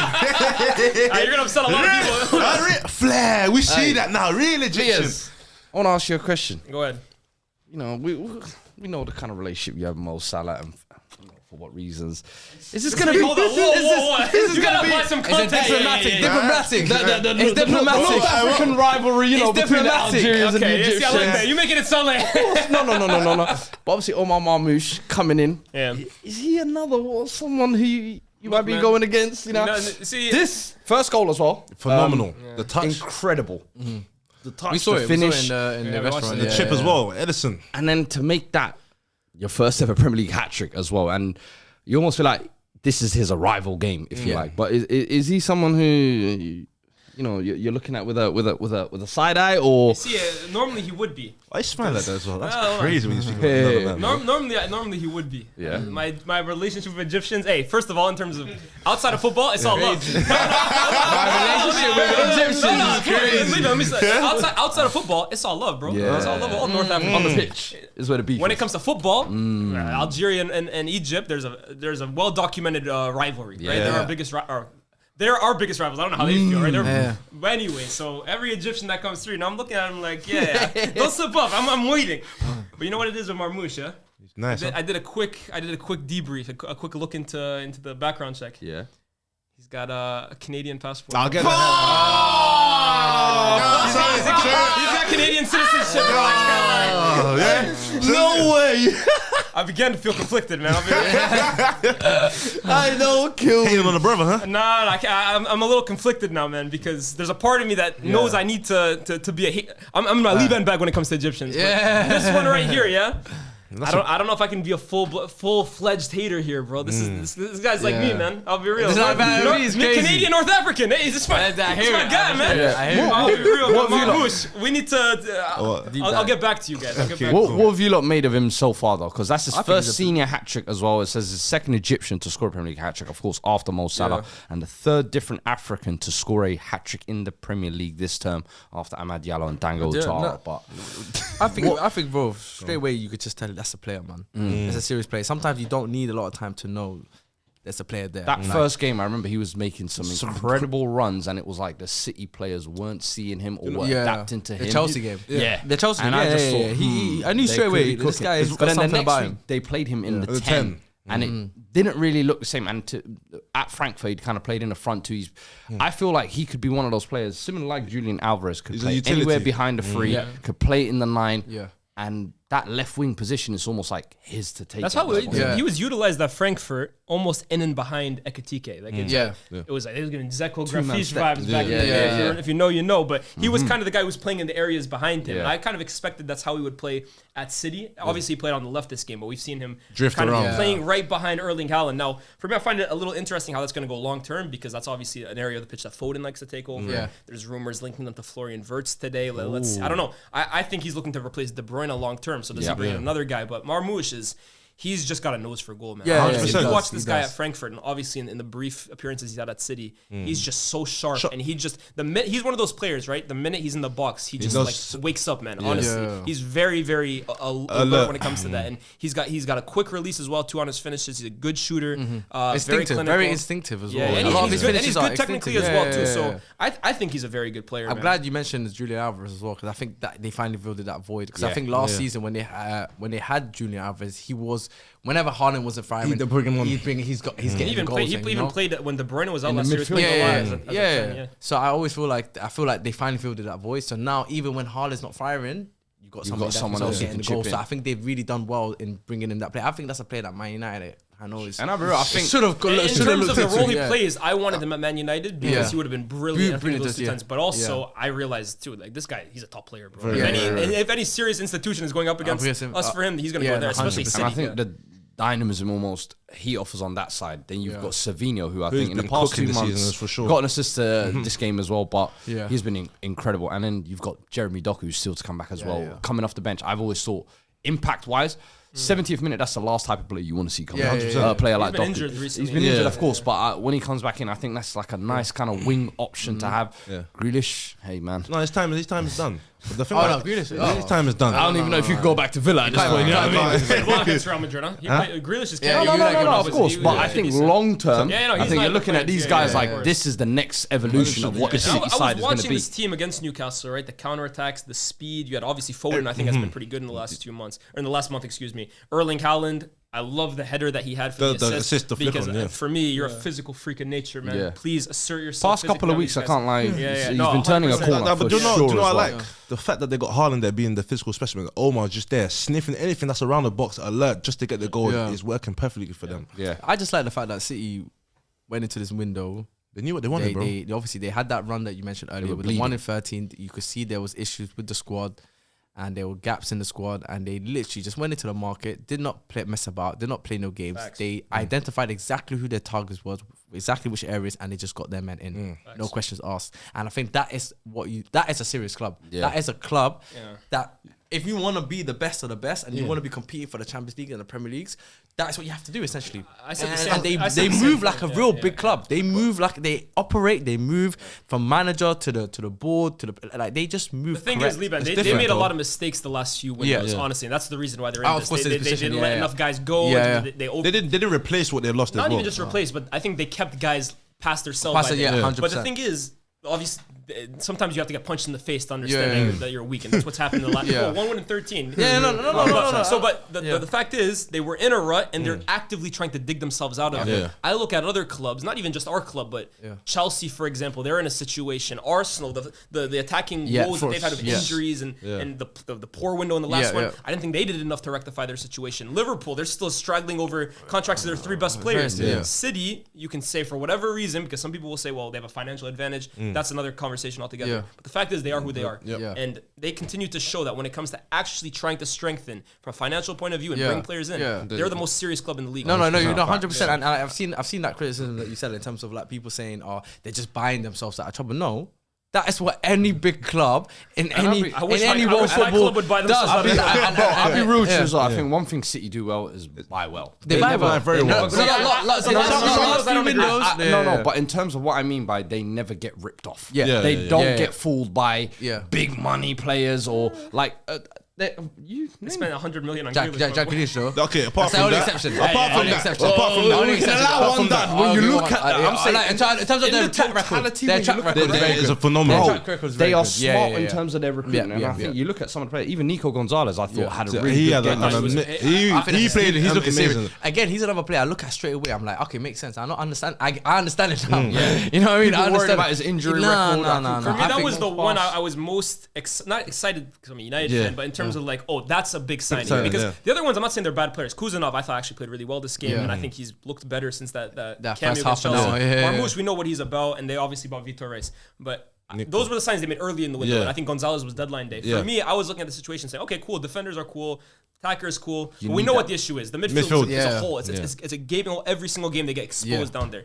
And he came in. Dictated. First game, he obviously had that mistake against whoever it was in the cup. Yeah. But this game, this was like Rodri-esque. I'm not trying to say it was. Yeah. He is Is it Rodri, Rodri? No, but but it was that's a esque. performance that City have been missing Because he- desperately yeah, since he went out. indeed. And I think he even made Gundogan look better Yeah. next to him as Yeah. well Yeah. too. And again, like I said, they have issues. They saw it, like you said. Yeah, Took yeah, care yeah. of business. You have to Yeah, no, respect it. they are. Because he and, played so you well. know, The way he was progressing like- the pass and dictating the tempo He is wins it. He wins exactly all of what those they needed. Yeah. And And I think out certain on. managers have to get given that level of respect. I think with Pep, I know people can He maybe demands use that, it- though. They can maybe use it as an excuse. Oh, he buys and he has all the resources. Yeah, but ultimately, even with the resources, not a lot of managers can do what he's done. They don't get that trust. They don't get that trust. He's built that credit to be able to get for the sure, trust for for sure. sure. They You know, don't just give it we're to talking him. we're talking about a manager that got 100 points. He reinvented football, done the four defenders at the back. You know, like three at the back. if you want. Four centre-backs. Yeah, he's Why done- why wouldn't you played- back him? but won a league title without a striker. Played he's Gundogan in the crazy. false nine. So you can't, bro. When you're a manager of that level, you That just have to caliber. listen to what they have to say. Well, and that just, win, you know, obviously, against Newcastle as well, which Yeah. has been a team that's been in really good form over the past couple of weeks as well. Isaac turning up dry. No, but he had the little few moments. Yeah, he had a couple of moments, but listen, I think that's a huge result for Man City. yeah, 4-0 moves them up to obviously fourth in the table now. Yeah. Are they They're comfortably going to get top They're four not. this They're year? not- they're not Why comfortable. comfortably? No. I'm asking a question. They're not I'm comfortably, but they answering need it. to. It's not comfortable whatsoever, bro. This team, I'm not convinced still by them, and they look better with the new players. But even Newcastle though, they look a bit shaky last couple games now. I mean, Forest 3 points ahead. Yeah. Bournemouth 1 point behind. Chelsea as well 1 point behind. Chelsea. sacked in the morning. You're getting sacked in the morning. Sacked in the morning. You're getting sacked in the morning. Yeah, I'm sitting Sharky right now. So, yeah. Ones and twos, man. But yeah, obviously teams are still chasing as well, so it's not like a given. But the in top terms of, four, as you said, Yeah. they deserve that kind of respect of, hey, we know what City They're the are. favorites. They're the favorites. Yeah, to the favorites make to make the four, four. for sure. Yeah, I agree with that statement. But, but- they've shown me enough this season to like. Look, I feel like when a team tells you who they are enough times, you got to believe them. And I feel like City, But it's City have weird. done that countless times this year. So look, it's a big performance. They have looked better, I think, when the new players have come in. But I think they have to show us that they can go on another one of those runs because that's what's going to take. That's what it's going to take to make top four. Nah, But fair. I feel And like bear in I feel mind- like it's still relatively tight in that top four race as well. Yeah. You've got Nottingham Forest. They've had a couple cameos, but they've lost a couple of few games as well. Especially them. They're in a situation that they can't believe they're there right now. I they're can't playing believe. house money. So boy, we'll see. And also, you have to remember they have to like obviously right now Champions League they're losing the first leg obviously. So if they go out of that competition, Yeah, if put that one top in four the is a priority. They have to make sure Yeah. they get that top four. Otherwise, next season's spooky for them if they're not in the Champions League. You know, so Hey, but if they turn that around, El It's Faze. different. El Faze. We will see you soon, brother. You know what I really liked from City, and I almost felt it was an amateur from Newcastle. And I feel like a few teams do this, right? They try and go man to man against City at times, Yeah. and when you have a weapon like Ederson, in terms of we know his shot stopping woes, that the passing but in ability. terms of he's able to ping a ball from his own box to the center forward just like that, and we've seen it a few times. With with Aguero. Huh? Oh, They did that Aguero. against I'm even Arsenal. thinking That- I'm even thinking Erling Haaland earlier in the season had one I think against West Ham. They've shown they're able to go direct long to the center forward if they have to. yeah. It's actually And- interesting you said that. Edison has now provided more assists than any other goalkeeper in Premier League history with 6. Wow. Yeah, crazy, he has see? 3 assists this season, bro. yeah. So Crazy. But in terms of that's a weapon, but I don't understand why teams persist going man to man on Manchester City. Yeah. Like Yeah. normally it's Haaland, but Marmoush is also capable Yeah. of holding you off, spinning off. And Yeah, going yeah, forward. yeah. But I just feel like it's a little amateur from Do you know teams it's at times. a man. bit of naivety as well because they see City vulnerable at the moment. They feel like maybe we can nick something over here, go man to man, but hey, they learn. That's a get out of jail card, bro. Yeah, Honestly, and it's a weapon that Pep's added to his arsenal because I don't think anyone would have looked at Pep a few years ago saying, So- going direct off goal kicks But I or can- going Yeah. direct from the Not off goal goalkeeper. kicks. No, Yeah, but I can 100% see agree. they've changed their style a lot Of course, this but season, yeah, that's for what I'm sure. saying. It goes They've to had his to adapt, versatility. haven't Yeah. Well, moving on from the champions to the potential. By the way, my would-be applause for champions. Manchester City. Yes. Sorry. Well, Nico, Nah, when a guy scores a hat trick like that, I think you have to give it to Marmoush. I was impressed by Oh, his Marmoush. Did you give it to Arsenal as well? oh yeah, who did you get to Arsenal? Ethan Waneri. I think that one was a given. Everybody knew. Yeah, no one scored No, two no, goals. no, yeah, he didn't give it nothing. Marino. But I give him Marmoush. Yeah, when someone scores 3 goals, he gets a round of applause. Yeah. 2, not quite. Yeah, You should have got that third one. Oh, we'll get him next time. Let's move on to Liverpool, though. Liverpool winning 2-1 versus Wolves. Luis Diaz, Mo Salah popping up, and then Mateus Cunha with a Wonder left throw. foot Yeah. bomb. But does... That's a bomb. Bro, when I saw it, that was my reaction. Bro, middle of the play, they thought, I ain't got bomb, I'm telling you. But obviously midweek Oh, they've got Villa coming up. Next week they've got Manchester. I ain't telling them. To be fair, when we was at the airport, the dog started sniffing up Facebook Super. That's a fact. This actually happened. I'm not lying. It happened. He's so scared of dogs. Why are you scared of dogs? Man? I said, brother, there's people that are scared of dogs. What are you talking about, man? And I saw the dog's face. Went, the dog smells here. The dog went like this. I said, yeah, nah. Certain man on this table got nervous next to me as well, man. You ain't got that thing on you, man. You was even nervous when we passed that dog, man. But you ain't got that thing on you. I don't mind dogs, but what I didn't like, the guy is telling us, me and Renner are walking. He says, go to walk on the left, and then he moves his dog over to us. I said, what are you doing? What are we doing here, man? What are we doing? What are we doing here, man? I'm not gonna lie, looking crazy. A black guy, white guy, coming back from Qatar. We're looking at the sus. They'll do it a bit too much. They'll do it a bit too much. bro. Yeah, they will. But listen, back to the game. What did you lot make of this game? Because this was actually another game that was watched kind of in flight. I felt like Liverpool kind of maybe got away with it a little bit in the second 100%, half. 100%. Wolves didn't have a single shot on target in the second half. Wolves You mean Liverpool? really put the pressure on, you felt like, and could have maybe nicked a draw, got away with something. Liverpool maybe not at their performances, but is that what champions do? 100%. Just got grinded. You just grind it out. Grind out those results. Even the ones that you don't deserve to win, you win. Yeah. That's what champions do, man. It's true, it's, man. it's serious. It's true. I don't think Liverpool have been at their best level the last few weeks. Like, they've had some performances where they've been really, really good. But I think it has kind of gone down in terms of like the glamour of how good they've been compared to the first half of the season. But yeah, man, I mean, I remember Chelsea 14-15 in particular, right? Or like first half of the season, they were untouchable. And then second half of the season, I think they lost to you guys. Was at White Hart Lane. And then all of a sudden, Jose went, all right, we're going to sit back, we're going to grind out 1-0. results. And it was ugly, but they got the job done. but I And feel like sometimes, okay, you get City who go 15 games winning in a row to the league title, but more often than not, you can't be perfect across 38 games. The results are everything. Yeah, and I think the table doesn't lie. Both across the Premier League and the Champions League, I just think Liverpool across dominant. Europe are probably the most balanced team. I don't think there's a team that's more balanced than Liverpool across the whole pitch. From I was actually to the I would agree goalkeeper. with that, Yeah, do you know? So I table doesn't lie. The I table was doesn't actually lie. saying Yeah. even like last week, I think their midfield for me, I think Yeah. is like Good. arguably the best in the world in terms Yeah, of yeah, like yeah. cohesion, performances. When you look at there. consistency, It's when you definitely look up at there. Soboslai, McAllister, I think Yeah. Sobo maybe you're looking at and thinking, can you chip in with a few more goals that will kind of push them over the edge? His work rate. But his work rate off the ball, I think, is overlooked so often. Yeah. I think McAllister is so consistently an 8 out of 10. It just gets normalized. Gravenberch, I've already spoken about him enough this season, but it's just, I feel like that midfield as well is so different to what the midfield was on the Klopp. Klopp, it was just like, guys, you guys are the engine room, basically. Let the flanks do all of the killing.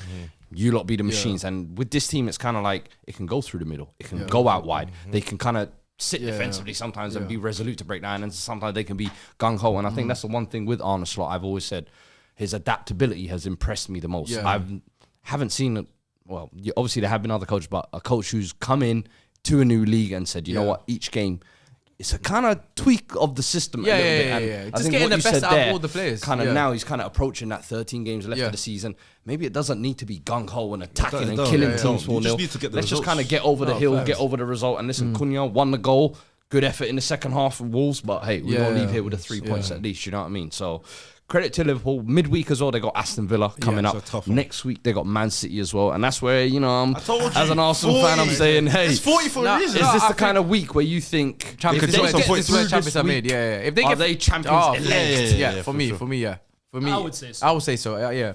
Because what were you gonna say? What were you gonna say? No, I not much to be fair. Yeah, I just think I've been pretty convinced all season that Liverpool are going to win the league. I didn't expect them to be perfect every single game of the year. They They're only gonna have lost, rough one performances. game, right? Yeah, I think the big thing for them really is just finding production from outside of Salah because he's carried them so much from a goal scoring assist point of view. And I do feel at times Diaz has gone through slow streaks. Jota obviously has injury problems. He's not available all the time. Nunez is unpredictable. Gakpo has really he stepped up a lot. I just always feel like if Salah's not scoring, can someone else kind Step of, up. because he's been basically perfect this season. There haven't been many games where he doesn't contribute in some way, shape, or form. But on the odd occasion where he isn't at his absolute best, can someone kind of lessen the workload and take it up on themselves? And that's where, honestly, I feel like it is set up for like a Jota or a Nunes, because Jota, I always feel like, has that period of a season where all of a sudden He's just about he banging. turns I think into he's the the best main finisher man. at the club. Yeah. 100%. And I think Nunes, in my opinion, has been so underwhelming this season. And yeah, even him, he came up huge against Brentford. Yeah, exactly. Yeah, but there could be moments where it's But like, you know what? We will put up with all the trouble if you can just deliver that one goal against Brentford or something like that. So I think it's set up for those guys to really maybe take Come the and do a opportunity little there. cameo, little But impact then sub. again, Salah has been in that type of form where you're just thinking, do you know what? He might just carry them the entire So their next season. two games are Villa Midweek. and City, And then and they're Manchester both City. away. It's a tough one. That's But the thing huge. is, if you actually look at the Liverpool squad, even from the starting 11 to the bench, and even some of the other peripheral players, like you can see everyone's contributed at some point in the season. 100%. Allison was out injured. and Kelleher came in. in. Trent was out injured. Bradley came in. Like you got Konate, you got Van Dijk. Konate was out injured. Kwanzaa came in. Kwanzaa came They in. don't- Gomez. and Like they all played- Kwanzaa not so much, but Gomez. maybe not to the Gomez. same level. Gomez, sorry. Yeah, you know, That but was at left back Szoboszlai when stepped up this season Tsimikas, for I me. think, has Yeah. caught He's risen. And then a lot. Szoboszlai, I think, stepped up a lot this season. I think he's been And then really, even in his really absence, improved Curtis as well. Jones gave Yeah, you. facts. Yeah, I was gonna exactly. say You Curtis know, Jones as so well. Elliot had put in a couple. I like think it's- I like this is the a tough week, roles though. and This the is a rotation that the players do This as is a well. really tough week, though. Huh? City and Villa. That's both away. That's tough. That is bro. tough, but I think if they can Inshallah, get the they job lose done, If they get past that, I think They've done. It's, What, Yeah, do, yeah. what, It do, should be what do we okay. think Inshallah. in terms of points? How much do they walk away with? 4. You think 4? 0. 0. Yeah, I think that's more wishful thinking. That's a wishful thinking, exactly. What do you say? Yeah. I say 4. I would go 4. Yeah, 4, yeah. Yeah. I say 6. 6 for 6. If they go 6, I think man, they'll fair take all enough. 6. I just think just because they're away games, that I think I'm finding it hard to see back-to-back wins. Who do you think? Who do you think gets the draw off them? City.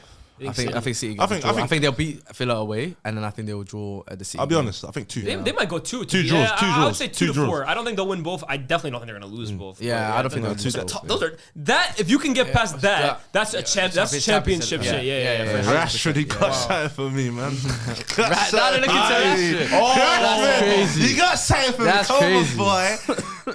You should have signed Rashford because I think he would have solved I your think problem my right now. plus Yeah, you for would've. this game. You're going to give you a round of applause too. There's quite a few options. You know what? I'm actually going to give it to Allison because I think Allison had a huge save in that first half in particular, right? Like, again, this isn't a game where I was really overly impressed by any of the Liverpool players, like in terms of from attacking point of view. I think Allison really had to be there for them. And he has had a shaky season, in my opinion. I don't think Especially in Allison that has been second half, at his yeah. blistering best all year. But hold up, But this is can one of we those talk games. about Mr. Inevitable? I don't know specifically this game, but just in general, Mo Salah. I got to cool. mention it because Yeah. obviously, Say what, first penalty? no, not the penalty. Obviously, even midweek with the Everton game, I just think Mo Salah again, Mr. Inevitable, always popping up, even when he's not playing and having the greatest of games, Yep. always coming up with the goals. I think he just, that's a Ballon d'Or season. For man. me, He's it's having a a Ballon case d'Or of season, man. what Yeah, hasn't he's not been looking said. good, Lias, man. Ballon d'Or season, man. I agree. What Yeah. hasn't been said What this hasn't been season, said now? honestly, And it's I'm like- telling you now, I think if he Time can win the after. league, this And season, I think often the criticism is, he doesn't look good on the eye, or he's not impacting the game 90 minutes. I And hate that conversation. Bro, Yeah. Similarly, the same accusations that get thrown on a man on your jacket right there, Jude Bellingham. Yeah. And I always say, brother, if you disappear, for me anyway, Yeah. disappear. If you turn up in the moment when it counts and you make the difference in that game and can turn the result around, Facts. that will get your performance will get overlooked. Yeah. because you turned up when it matters. That's what football is about. What's the Winning biggest games. currency in football? Goals. That's it. Goals is the biggest currency. I always in say, football. look, there's And different listen, profiles I'm all of players. for. I do agree. There are games where you should dominate. Yeah, there are yeah. definitely games when you should control them. Where you're being be the looked at big to- star, yeah, and and I get you're that. going to be the big Yeah. guy. But if most of the times, if you're going to be that man at the end who delivers me the moment when Yeah. I need you the most, That's it. that's For what I me- need you for for, me, bro. With football, I'm always about winning. Winning is I always say, in my opinion, every player should be judged on how they how do you help your team? How do you impact Now, win? for some How do you players, contribute goals to and win? assists Yeah. are the case. And I think if your contributions in whatever way, shape, or form are consistently getting your team over the line, like Salah has been this season, like Jude did last season, then you can't question that. Yeah, yeah. So It's if Liverpool are going to win the league this year, It's just 'cause you Salah, have to say Salah has carried the load for most of the season. 100%, Absolutely. 100%. Couple stats from this game. Luis Diaz has scored for Liverpool for the first time since the 29th of December against West Ham. Liverpool have scored 2+ goals in 17 successive matches at Anfield in all competitions. Their joint longest run, scoring 2+ at home since joining the Football League in 1893. Mateus Cunha has now scored more goals from outside of the box than any other Premier League players this season, and honestly, some of them have been mad. That weaker foot I'm as well. surprised he fair ain't got a play. bigger move yet, man. Signed a new contract as well. So No, but that's one of them ones. Sign the new with a little contract. clause. They'll basically get us over the line, keep us up, and then in the summer we'll get you that movie one. Hey, the market's going to be big for him, I'll tell you that. Liverpool didn't have a single shot in the second half of the Premier League game at Anfield for the first time since Opta records began. So that was a good job from them. They caught a little bit of life the second half, but hey, you're right. This is what you can't be perfect every game for 90 minutes. But then if that happens like the next game, boy. We're there. Listen, Hell Week, Liverpool fans, let us know in the comments how many points you think you will collect over those next 2 games. I'm actually quite interested to see how confident you guys are feeling. Let us know in the comments. Smash the like as well if you're here at this point of the video, because we are now coming to our last game, and that is Brighton. By the way, hold on. Let me give Alisson my applause. Give a round of applause. Chill, bro. Out, man. Get excited. No, we didn't. No, Alisson. Sorry, Mr. Becker. Guys, what's this moment, man? You can write rules, man. You know, and adjusted his armband. I'm like, cool, man, we get it. Listen, Brighton 3, Chelsea 0, and I feel like this is a familiar theme of this Chelsea team. Blue rivalry. I don't even know what to call it, because I felt like a few years ago, Chelsea went to Brighton, robbed the entire house, took the furniture, took the wife, took the kids, and said, hey, we are going to build our house basically on your foundations. And since then, Brighton have just been punching them in the face at every given opportunity. And to be fair, the amount of money that has been given to Brighton as well, Brighton have been able to reinvest into their squad and sign. Bro, did you see their summer and the signings? It's crazy, but 3-0, Chelsea failing to register a single shot on target for the first time since 2021. They've only had 1 shot on target in the last 2 games, in fact. Absolute madness, honestly. Like Chelsea, what have we made of them since the turn of the year? To be honest, they have just completely fell apart, man. This is a team that at one point I think they were fooling people. They fooled me. I definitely thought that they would. They did not fool me. No, I didn't think they were in the league. But in terms of top 4, like no, in terms of you say you didn't fool you. You didn't think at any point Chelsea could make top 4 this season. No, we did. That's what I'm saying. Like I think at one point we all said, "Oh, Chelsea." Top 4? No, winning the league. Winning the league. I don't think anyone with a serious mind thought Chelsea were going to win the league. But I thought, okay, you know what? They're going to be top 4, and I actually thought comfortably as well too. But I mean, Chelsea have just absolutely fell apart. And yeah, there have been injuries. I'm sure Chelsea fans will point that out. First of all, every team has injuries. And for a team that have spent as much as they have and have as many options on the bench as they have, you would think they'd be better equipped. And logically, you'd think they'd be better equipped to deal with injuries than most other teams. But this just goes on to show you it's one of the worst uses of £1 billion ever spent. Does it look like £1 billion squad to you? No, it doesn't. That's why I always say this. It's a good squad. I wouldn't say it's a bad squad, but value for money. No. Impossible. No, 100%. Impossible. Because I look at the signings that they have, for example, on the right. They've got Noni out there. Yeah, he's injured, in fact, now as well, too. He went out.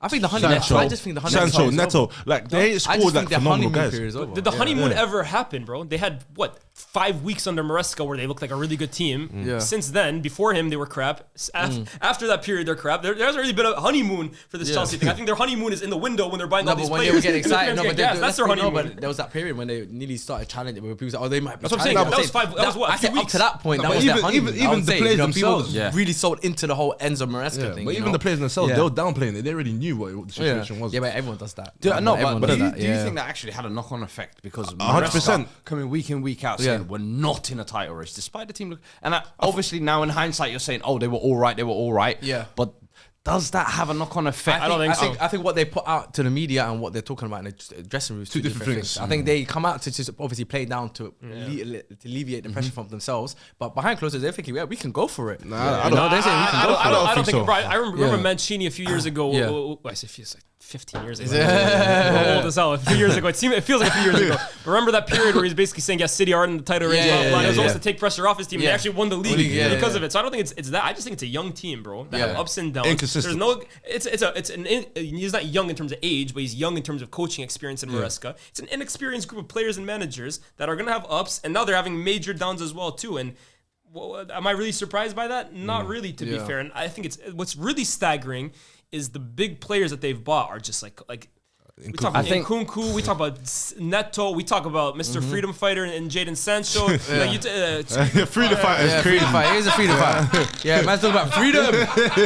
He's doing that. Freedom Fighter is crazy. Oh my days. That's crazy. Guys, man. He's doing that. I mean, He's true though. No, they would kill me, bro. No. Freedom Fighter is the new one. He's a freedom fighter. You're right. I like that. Since he left Man United, he wants to act like he's been liberated from the worst place on earth with his 2 goals at Chelsea. Bro, every week he shows. Is that freedom? Oh, you know what's crazy? Every week, He's got more goals than Betis. He's free. Jadon Sancho, he wants to comment on the Rashford stuff. Someone said every week he's proving Manchester United right. The little shimmies. Every week he's proving, bro. The guy, for me, Jadon Sancho, he's just not physically. Yeah, he's just not cut out for the Premier League. I think he's a player that technical ability nobody questions. I think you can see the tech, but I just think the brother is just unfit.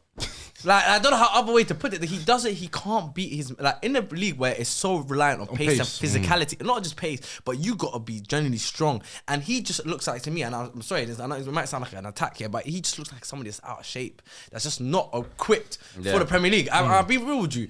That technical ability, you take it to Germany, take it to Italy, you'll thrive. But in the Premier League, if you're not in your look at Marcus Rashford and look at Jadon Sancho. Marcus Rashford at least looks physically fit. Like, he looks like he can still got the pace and physicality to still play in the Premier League. Whereas I look at Jadon Sancho, I'm just like, bro, you're not cut out for this league. But I think one thing you said there, and I think you were going to say it earlier as well about just touching on squad in generality. You saying a lot of the big players they can't rely on. I think that's one thing with this Chelsea team. I look at it and I'm like, who are the leaders? There's no leaders. Who are the guys who, when the chips are down, you look at? And I think that's where, in terms of squad building, you it's need all that. well and good doing, we play FM, getting all the wonder kids and saying, hey, in 5 years, this is going to be a world class. No one's going to take command. But you have to have a balance of, that's why I think even losing like someone like a Thiago Silva in the dressing room, you have to bring a caliber of that type of leader back in. And Joe I just Cole feel said like similar as well too. Joe Cole basically said, like, he was saying to the directors, this is a message to the directors. I know when you look at 21-year-olds, you're thinking, okay, future. their potential value when they're 24 is going to be this, but you also have to nurture them to that point to get to 24 and do that. It's not like, oh, if you're 21, you're talented, you're going to be a great 24-year-old. There's a process to getting to that, and a lot of the time you rely on senior players, like he said, like myself, when I had experienced players with me at Chelsea, to kind of guide you along the way as well too. Like, just because these guys are 21 years old doesn't mean that when they're 24 they're going to be great. There has to be a process there, and this is not really the ideal kind of environment and the ideal setting around you to end up fulfilling your potential. And then you look at it like, I mean, Palmer's now got 1 goal in his past 6 games, and he was someone who, Carragher was saying best player in the Premier League.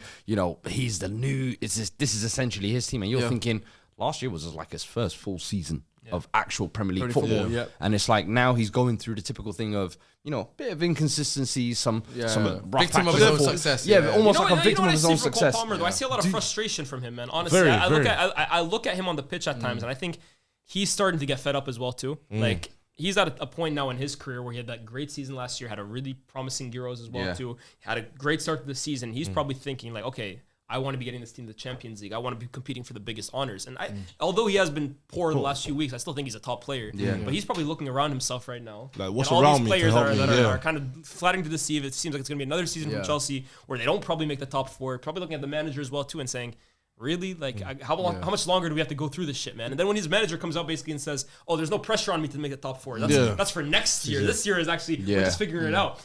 At some point, I think Cole Palmer is going to start getting frustrated. A little. I think he's going to start looking at the situation. Saying, but you know what's crazy to me, especially in this situation, like some of these players were demanding first team football, and now that they're actually giving it to them. For example, Christopher Nkunku, he's not delivered nothing at all. Jackson has been injured. This is your moment in time to shine and show us what you can provide us. But even him playing the position he's playing 9, he's not out around 9. He's not. So then, what do we do here? You just got a bunch of players that all play in similar positions and don't do nothing at all. It's scary. I think it's scary. I think if you look at that Chelsea team, as much as, okay, they may be doing a lot better than people have thought, you still look at that squad, their wingers don't provide enough goals. Defensively, I still think they're weak. The goalkeeper needs to be essentially replaced. How much money? Put in Jorgensen now. Do you know what I mean? Took Sanchez out. Yeah, I think the only area where they've actually, you could say maybe they look a little bit more comfortable is probably the midfield area. I think they've got enough options there. Maybe, and even with that, with Lavia's injuries, exactly. So I think how much more money do they now still need to have to spend going into the summer to now really push on? Like, you're looking at maybe another 300-400 mil at least. Man, honestly, it just doesn't make sense. You look at the targets they're going like, after as well too. It's clear that they needed the center forward even before Jackson's injury because the backups aren't good enough. Maresca's talked about so many times he wants a center back as well too. Instead, they spent the whole window after Garnacho. Yeah, which doesn't make no sense whatsoever. You're going to bring in another. So a team that's inexperienced is looking for leadership and is looking for goals up front. Decide to go get a 20-year-old winger who isn't going to offer you goals. And he's going to be another guy that's going to be inconsistent because he's young. And it's crazy That because makes no even sense. as you were saying, like some of the leaders in this new dress, I think Moises Caicedo's another one who over the past couple of weeks performances have been dipping a little bit as well. And I feel for him too, though. It's similar to Cole Palmer, right? Like, again, I always go back to the price tag with him. I don't think he was ever worth 115, but you got to spend what you got to spend these days. That's the market.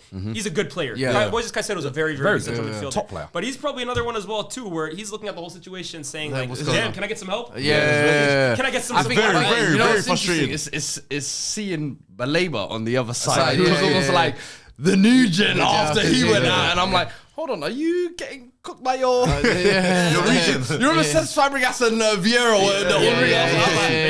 A young pretender. What's going on here? Yeah, I'm like, hey. So listen, it's crazy. Brighton, I feel like we should give them some They credit as well. absolutely 100%. battered Back to Chelsea. back. I know it's crazy. They did it on the FA Cup on Saturday, and then Chelsea went, "We're gonna see you next Friday. We're gonna see you next Friday. Watch what happens to you next Friday." Came back and they got the ass whipped again. Listen, get your ass out of here, boy. I feel like we see this a lot, by the way. Like a team will play someone in the league, and like they're drawn to play them in the cup again. the week after week. I feel like we we see see that, that. a weird amount of times. We did Yeah. that to City this year. And We that's did the that thing. to Palace as well. I feel like more time though. It's like if you get a win in the cup, they use the other team. Yeah, to win yeah, something. yeah, Like yeah. it's I feel like it always kind of ends up like Yeah, that, yeah, especially yeah. because the manager gets a chance to see him him, and then yeah. game plan specifically on that. Yeah. This game they said, yeah, we'll slap you this week, week. and then And it gets backhand slapped you the you next week as well again. too. Get your ass so out of you here, learned boy. your lesson once. Yeah. There's a Brighton team that just got smacked by 7-0 by Forest. That's crazy. They're way back on Chelsea. crazy. And actually They could have it's- destroyed them in this game, bro. The amount of chances they had on Chelsea, it was like, wow. They should have got their link back. Incredible. They should have Could've scored got 4 or 5. They should No, have 100%. I wish they did make it a 7 just to be But like, to yo, be fair, we're going to both balance it scores out. together, they did get a lit back. to be fair. And the FA Cup one. I think how much did they win by? 2-1, I think it was. 2-1 and then 3-0 here. Yeah. So 5-1. 5-1. Not bad. Yeah, not bad. It's not bad. But, Aggregate. yeah, aggregate 5-1. Yeah. But speaking of the 7, I mean, Verbruggen, I think, conceded those 7, got the clean sheet and the assist. Minte got 2 goals, so I thought he was incredible. He Yeah. destroyed He them was on that having side. so having much his way. fun on He that was having his side. way. Yeah. And I don't think we saw that type of performance from him since the opening Since day of the beginning week. of the season. I He had remember a patch. thinking, He had a good patch at the beginning. who is this guy? And then Yeah. it was almost like a little reminder to kind of let us know who he was. Welbeck, of course, popping up with 2 assists. Matoma. I want you to talk to me about. Obviously, you've been Yeah. part of the Mitoma fan club, but talk Yeah, me yeah. through that goal because that first touch, brother. I understand why this brother wrote a thesis on football. Yeah. When the touch is Yeah, like that, yeah. Well, his thesis that's was a dribbling blue that lock touch. type Yeah. shit. Those of you that watch thesis blue was- lock, Yeah. you know what I mean? But hey, that was crazy. But I think it's even the intelligence from that goal because you have to remember Chaloba's faster than him. So he knows he can't beat Matoma pace for pace. He can't go band for band with him. So what he's done is he's taken the touch, gone off Round the, him. his blind side, taken a touch and finished bottom corner. Like that takes to do all of that and have that level of thinking and to execute it, bro. It's That, bro- it's brilliant at best, man. I feel like honestly, it's ridiculous. that's more instinctive than anything because you're not really thinking about the moments like that. reject that 90 mil maybe in general? No. Listen, like for Matoma, I'm Absolutely happy not. for Matoma Yeah. because I think Matoma is capable of playing for any of the top teams in the In Premier League. facts. I don't think there's a team in the Premier League he can't play for. He could play for City, he can play for Liverpool, he can I play don't for know- I don't know Arsenal. about City. I don't think so because I think we were having this discussion as Yeah. well previously where you mentioned names like Luis Diaz, Jeremy Doku, Savinho. Bro, I think he's on not- that caliber. He's on that caliber. I don't Yeah. think there's much of a But difference. even or those gap guys, between we them. question, are they good enough for Yeah, City? but That's no, my it's whole point. fine. Like, But I'm saying if they can play for those clubs, I'm 100% convinced he can. And I think, do you know what it is? And it's funny because football, I think if he was Brazilian or he was Spanish, I think he gets viewed differently. And it was the same. I remember Sadio Mane when he was linked to us. I remember when Van Gaal tried to sign him from Southampton from United, and then people were looking at him like, oh, why Sadio Mane? Sadio Mane, but it's just that. And then when he does make the unfortunately, move and he bangs it, and bangs look now at look all of a differently. sudden. Yeah, he And I think Matoma's got that sort similarly of. with Salah, let's be honest. Yeah, similar with Salah as well. All these players, I think when they're not the typical sort of Big name, kinda- and especially because he's 27 as well, Yes. so it might be But seen this as is like prime age, it's though. too late. No, this is prime age. This yeah, is prime age. I think 100%. you could get a strong 5 years out of Matoma. I think he's a player that could do everything. I love wingers. I'll be real. That I don't know why you lot. guys. No, we actually I need like- him. I You like- lot I need like- that. I like- But he's I not think gonna- I think we're getting a little. But hey, Nah, here's the I thing. love. No, I've no, always been a let him Matoma. land, though, let him land. I've always been a Matoma fan though. I know, I've always raved I'm about a fan him. too. Yeah. I think he's Yeah. good, but I think I think Yeah. you're going. First of all, to get Mitoma out of Brighton, They're rejecting 90 they minutes. just, and again, that's Saudi tax. Yeah. They're not going to ask 90 million for other clubs, but you're going to either they're going to ask for 7. You know what? I said Saudi tax. It might not be. They charged 115 for Caicedo, 60 for Cucurella. You're going to have to spend upwards of that to get Yeah. Mitoma. Now, obviously, in the eyes of Brighton, he's worth that. would you feel comfortable with your No, club spending no, that much no, on Kaoru Mitoma? no. Personally, I would try and explore other areas. I don't think he's the best you can get for that No, amount of no, money. I Now, think in terms price of, tag. I'm talking about the player, is he just the good- player Is he ability. good enough for the top teams? I think for some top teams, definitely. I think I said this the other day when you were here. I think that the gap between the lower clubs in the Premier League and the bigger clubs in the Premier pretty League matched up. has never been as close as it yeah, is now. yeah, In yeah. terms of, you look at every club in the league, I think Liam Delap could go play for most of the big teams in England. Yeah. I think Mateus Cunha, I think Kudus, like every team in the Premier League now has players that can make the jump. Look at Chelsea, for example, their wingers. Yeah, no shit. He'll Matoma flush can over make there, the yeah. jump there. But I also don't. I think the way you're going a little too far when you said like he can do everything. Like I don't think he's that. Okay, let me tell you. I think he's a good. Let me tell you. good Let me tell you why I think Matoma for me, and I think he's a winger that for me always comes up with solutions. So whether it's going on the outside, always comes Nah, up he with doesn't solutions. always- he doesn't always come with I solutions. think he's a constant threat. I think he's a winger Nah, I that for don't me, think so. for 90 minutes of a game, you can't rest. You can't rest because he can either create goals or he can also take on a man. I think he can finish. I think he can create goals. He can beat his man. If you have a winger that can do anything, meaning that in any solution he can any situation he can come up with a solution. That's a top winger. How many wingers I in the don't- Premier? I How many don't- wingers do we have in our don't squad know, No, that but can do that? that's But my I- point. Of course, my point is. I don't think. I don't think. I hear what you're is. saying. Yeah. He could definitely play for United. I'm not Yeah. trying to say he couldn't, but my point is most consistency at the- wingers in the league could play at United. Most wingers in the league, I think, could go and displace Jadon Sancho at Chelsea. Yeah.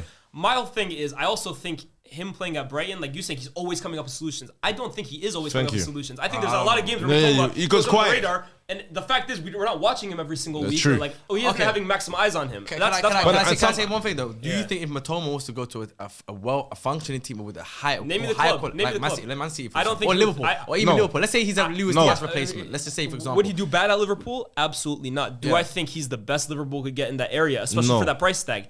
No, I don't. Do you think he would? That's fair. You would- I I think don't- that's I fair. don't- I think that's fair. And I don't Obviously, think. But I get what this you're is- saying. He can this make is that if- jump this is if buts and comfortably. maybes, because Yeah. we're never gonna know until Yeah. the thing actually happens. But Do you know what I look at I him, see yeah. the potential. I look at him and I'm Go on. honestly, I'm like, we had that a few weeks ago on Twitter talking about Barclays men. Yeah. I look at him and I'm like, you're a modern day Barclays man. I think in about 5-10 years time, we're gonna look back at that Matoma era Yeah. of like 3-4 years, whatever it was at Yeah. Brighton, and it's like, yo, he was cooking. We're gonna look back at some of the Maybe- goals, maybe some of for the sure. touches, some of the dribbles, bro. Technically, he is excellent. he's- in my He opinion. gives And I me think Sadio Mane vibes. In the sense, not in terms of profile of play. I just get the vibe of Underrated. He's underrated, and then when he makes the move, it's like I don't know. Everyone's about gonna him. jump on the bandwagon. and then they stop performing, and the levels I get think But Matoma's- listen, I think Matoma's a much higher that's level. I think Mane is a no, much but higher but level. This is a little bit of a reach. No, let's be real. It's a little bit of a reach. Because in order to become, what Sadio Mane is, Listen, you gotta go there you're and saying- step up and deliver. listen, I think you're even Mane at looking- Southampton, I think he actually showed more than he No, did. but let's say you're looking at the finished product of Sadio Mane at Liverpool. I'm saying when I he just was told you I'm at looking at Southampton. Southampton. At Southampton, I think Mane did more at Southampton. He carried. Some of that Brighton. He carried over there. I'm Mane saying showed you performances against the quality of player, Liverpool but even Yes. but even when he was, I'm saying the response, the way people viewed Sadio Mane, even when he was doing what he was doing at Southampton, when he made the jump to Liverpool, there wasn't much excitement about Sadio Mane. But you can say that about a lot of And I'm players saying- that didn't have excitement, went to a big club and didn't Yeah, work but this is out, my bro. point. So even when he's at Southampton, you're saying that he was amazing at Southampton, but no one was really talking about him in the manner that we're talking about him now. After he's done what he's done at Liverpool, get that, Levi, I'm but- saying Mitoma can go to the jump to Liverpool. His levels could go even higher. He's 27. Let's say by the time he I gets don't know, 32, man. we could be talking about a completely Could, of different course he Mitoma. could, but and that's what I'm trying to say essentially. I get that, but Yeah. there's also every chance he doesn't, brother. You've seen a And lot I'm of saying, players. of course, You've seen I'm not players saying at it's smaller if clubs I break a big jump and they don't. of Yeah, course, it's very if true. buts are maybes. I'm not saying that. I'm saying the potential. I don't think I've seen I'm enough saying from the Mitoma to potential. think No. he could go to Liverpool and be a game He changer. doesn't- I think he'd be a good. I think he'd Nah. be good for them. I'm not saying he'd be a scrub, but worth it to make the difference and be worth the money you'd have to pay for I think he him. could be I don't really think he'd good. get it out of him. Yeah. I think Grealish was better at Villa, and Grealish hasn't lit the world up at City. He was better than Nah, Mitoma. it's I for think true. Mitoma's got the potential to be a game changer. Well, listen, No, but we'll I find out. I'm sure in Yeah. summer because I'm sure if he Yeah, carries if he on makes the performing or move, playing the yeah. way he's been playing the past couple of weeks, Yeah. that he will be back on a lot of people's radar. But just a couple of stats from this game: Chelsea's obviously failed to register a shot since 2021. This win is Brighton's first at home in the Premier League since beating Man City 2-1. In November 9th. Yeah. So it's been a while since they won at home. After conceding 7 goals last week, of course, with Bruggen getting a clean sheet and an assist, huge result for them. Where does that leave Chelsea in the Premier League as well? I think it leaves them 6th in the table. Do we think Champions League, they're going to get it? Yes, quick, yes or no? Chelsea. Champions League. Do No. Chelsea get Champions League this season? Yes, no? I don't think so. You don't think so? I don't think so. I think the Nico Jackson injury is a big one, bro. Yeah. Like, whether you're a fan of him or a critic of him, I just don't think there's anyone that they can replace him with that can not even just the goals, because he did score a lot of goals Off this the season, ball. but he leads the press for them, holds up the ball, occupies I don't know if they have anyone that can kind of fulfill that role. What do you say? Yes or no? No. Yes I or think no? they're in trouble. I think they're in serious trouble. It's Well, a- look, it's I think definitely even- a crash even- for them I as mean, well, I'm for sure. researching right now. Even I if don't they know. get to I can't Europa, see though, it. it's progression from last year. Nah, Conference that's League a to failure. Europa. That's a failure of a season if they They're still- if they don't you make think top so? four. This year, if Chelsea don't make the top four, it's No, a failure. Bro, no, I don't think so, No, you know. let me tell you why it's a failure. Let's not go into another whole. No. Let me very quickly. Let me very quickly why it's a failure, bro. This is now what Clear Lake's third or fourth. I wanted to be very specific with what I'm saying here. yeah. I think it's their third season now. third season, yeah. After £1 billion spent, it's yet another manager. Yeah. This is a squad now that like they would have been happy with this one. They have to make the top four at this point, especially when you're seeing teams like Forest ahead of them. Where did you have them in your Bournemouth. predictions? Huh? Where do you have them in Me, predictions? I didn't think they did enough, but that doesn't mean that I'm not achieving. Yeah, but then that's Hold the on, thing. I didn't have them. But No, we but have to be that's fair still- now. Let's no, be fair No, now. but Liban, Where hold did on. you have them? Liban, I'm just gonna go around the table quickly. Where do you have them? I had them around fifth, but my whole Okay, fair. whole Where do you point. have them? I think I had them around there as well. Yeah, I had them. But Liban, that- 8th, 7th, 8th. But Liban, that's because you don't rate them. No, That's everyone because- has them outside that's the 'cause top you don't rate four. them, but I'm looking Everyone at. has it outside the top Yeah, four. So I if they definitely had them they outside don't top get top four. four, you It's still a can't then failure. say No, it's still a failure. It's still a failure. I just don't rate the amount of the Money the spent. quality of business they've done. Yes. But when Yeah. you spend that much money, You the have to- objective for Chelsea has to be But I'm making not the top four at I'm minimum. not looking at the money spent. I'm looking at the quality of the squad. But you have to look at I'm the looking money at the quality. spent. Look You at have the to look at the money players, spent. It's true. Bro, I agree with the this squad quote. they've assembled and how whatever you view it as, if you don't view it as good enough after spending $1 billion, that's a failure. Failure, for And in sure. turn, not achieving your aspired goals, that's a failure. If Chelsea don't make top four It's a after they've failure. spent this much 100%. money on the squad, has to be a failure, bro. Has to be a I failure. disagree, man. I can't Well, lie. listen, that is all for the Premier League roundup. I feel like we've got other matters to get into as well, which is the FPL table, and there has been a lot of movement. I you give know? it Toma, by the way, round of Hey. applause. Oh, yes, my boy. You got My Minte boy. as well. Potentially could have been Minte, given man, that as well, man. but Mitoma it is. Let's go through the FPL before we wrap up quickly as People well. still play that. I mean, some people still do because you have been sliding down the table, my friend. Second from bottom. Damn. Right on top of Faisal. Where are you? Hey. Yeah, I mean, hey, man. Where were you? I jumped 2 places above you this week, so you better talk nice to me. You know what I'm saying? This Listen. guy don't even play it, bro. What's going on? here, bro? I know, but you know what I mean. Sometimes the things you've left in place, the foundations, me, the flowers come to blossom later in the season. You know what I'm saying? Hasib Karim has moved up into the podium, 3rd place. Liban dropping down to 4th place. Bro, Bayern I'm never upset, losing. bro. Damn. I blame with the Qatar trip. You picked 46 points this week. Who else we got? Lias Bouzidi in 8th place. Well, you had me as well. Oh, Fred, you went Well, up to you- 11th. Come on, baby. I got 3 places. Oh my God. Come on, man. I ain't touched that since game week 7. So you're actively still playing. 100%. Well, you got Hey. managers and all that, right? No, I don't have. What do you mean? Hold on, what? Yeah, I heard this year they included managers. It's a manager chip. Yeah, I heard Arne Slot when he got sent off and that man was fuming. You had him in it. Oh, you are Did nice. you get deducted for that? Yeah. I don't know. Did I? I think you get deducted points for that. I might have. I But don't know. Touch grass, quickly, man. let's have a look at that. Touch grass, man. Let FPL go, We'll man. start, fam. Listen, fake demon, man. Hey. Hey, I know about you, man. Take a young touch. Take a young touch. take a young touch. Hey, you gotta do Take a that. young touch. Hey, there's so many inside Qatar jokes. Oh, man. SDS Ultras table. We've got 3 Pogba at the top of the table. Salah and Inshallah in number 2. We got Harvey Elliott, player of the year, number 3. Avengers, number 4. Nads 11, number 5. No, you will not be read this week. Idris, number 6. Back of the Neto, number 7. Tango FC, number 8. Payden Diaz, number 9. Tunnel Vision, number 10. And of course, Lalana Rhodes at 673. Yo, you're sliding down the table, bro. You're sliding down the How table. do you find it? Like, do you Bro, search for it? Do you just scroll? Like, what? He's a Guys, this sick guy man. is- But listen, people. So we we're paying for, man. We appreciate you guys watching this episode. Appreciate everybody who was out there in Qatar as well. Big up all the much love. organizers. Appreciate everyone who's obviously been supporting SDS, because without you guys, we wouldn't be able to do the amazing things that we do. Please subscribe to the channel. Please like this video if you haven't, and drop a comment and let us know your thoughts as well. Till next time, take care.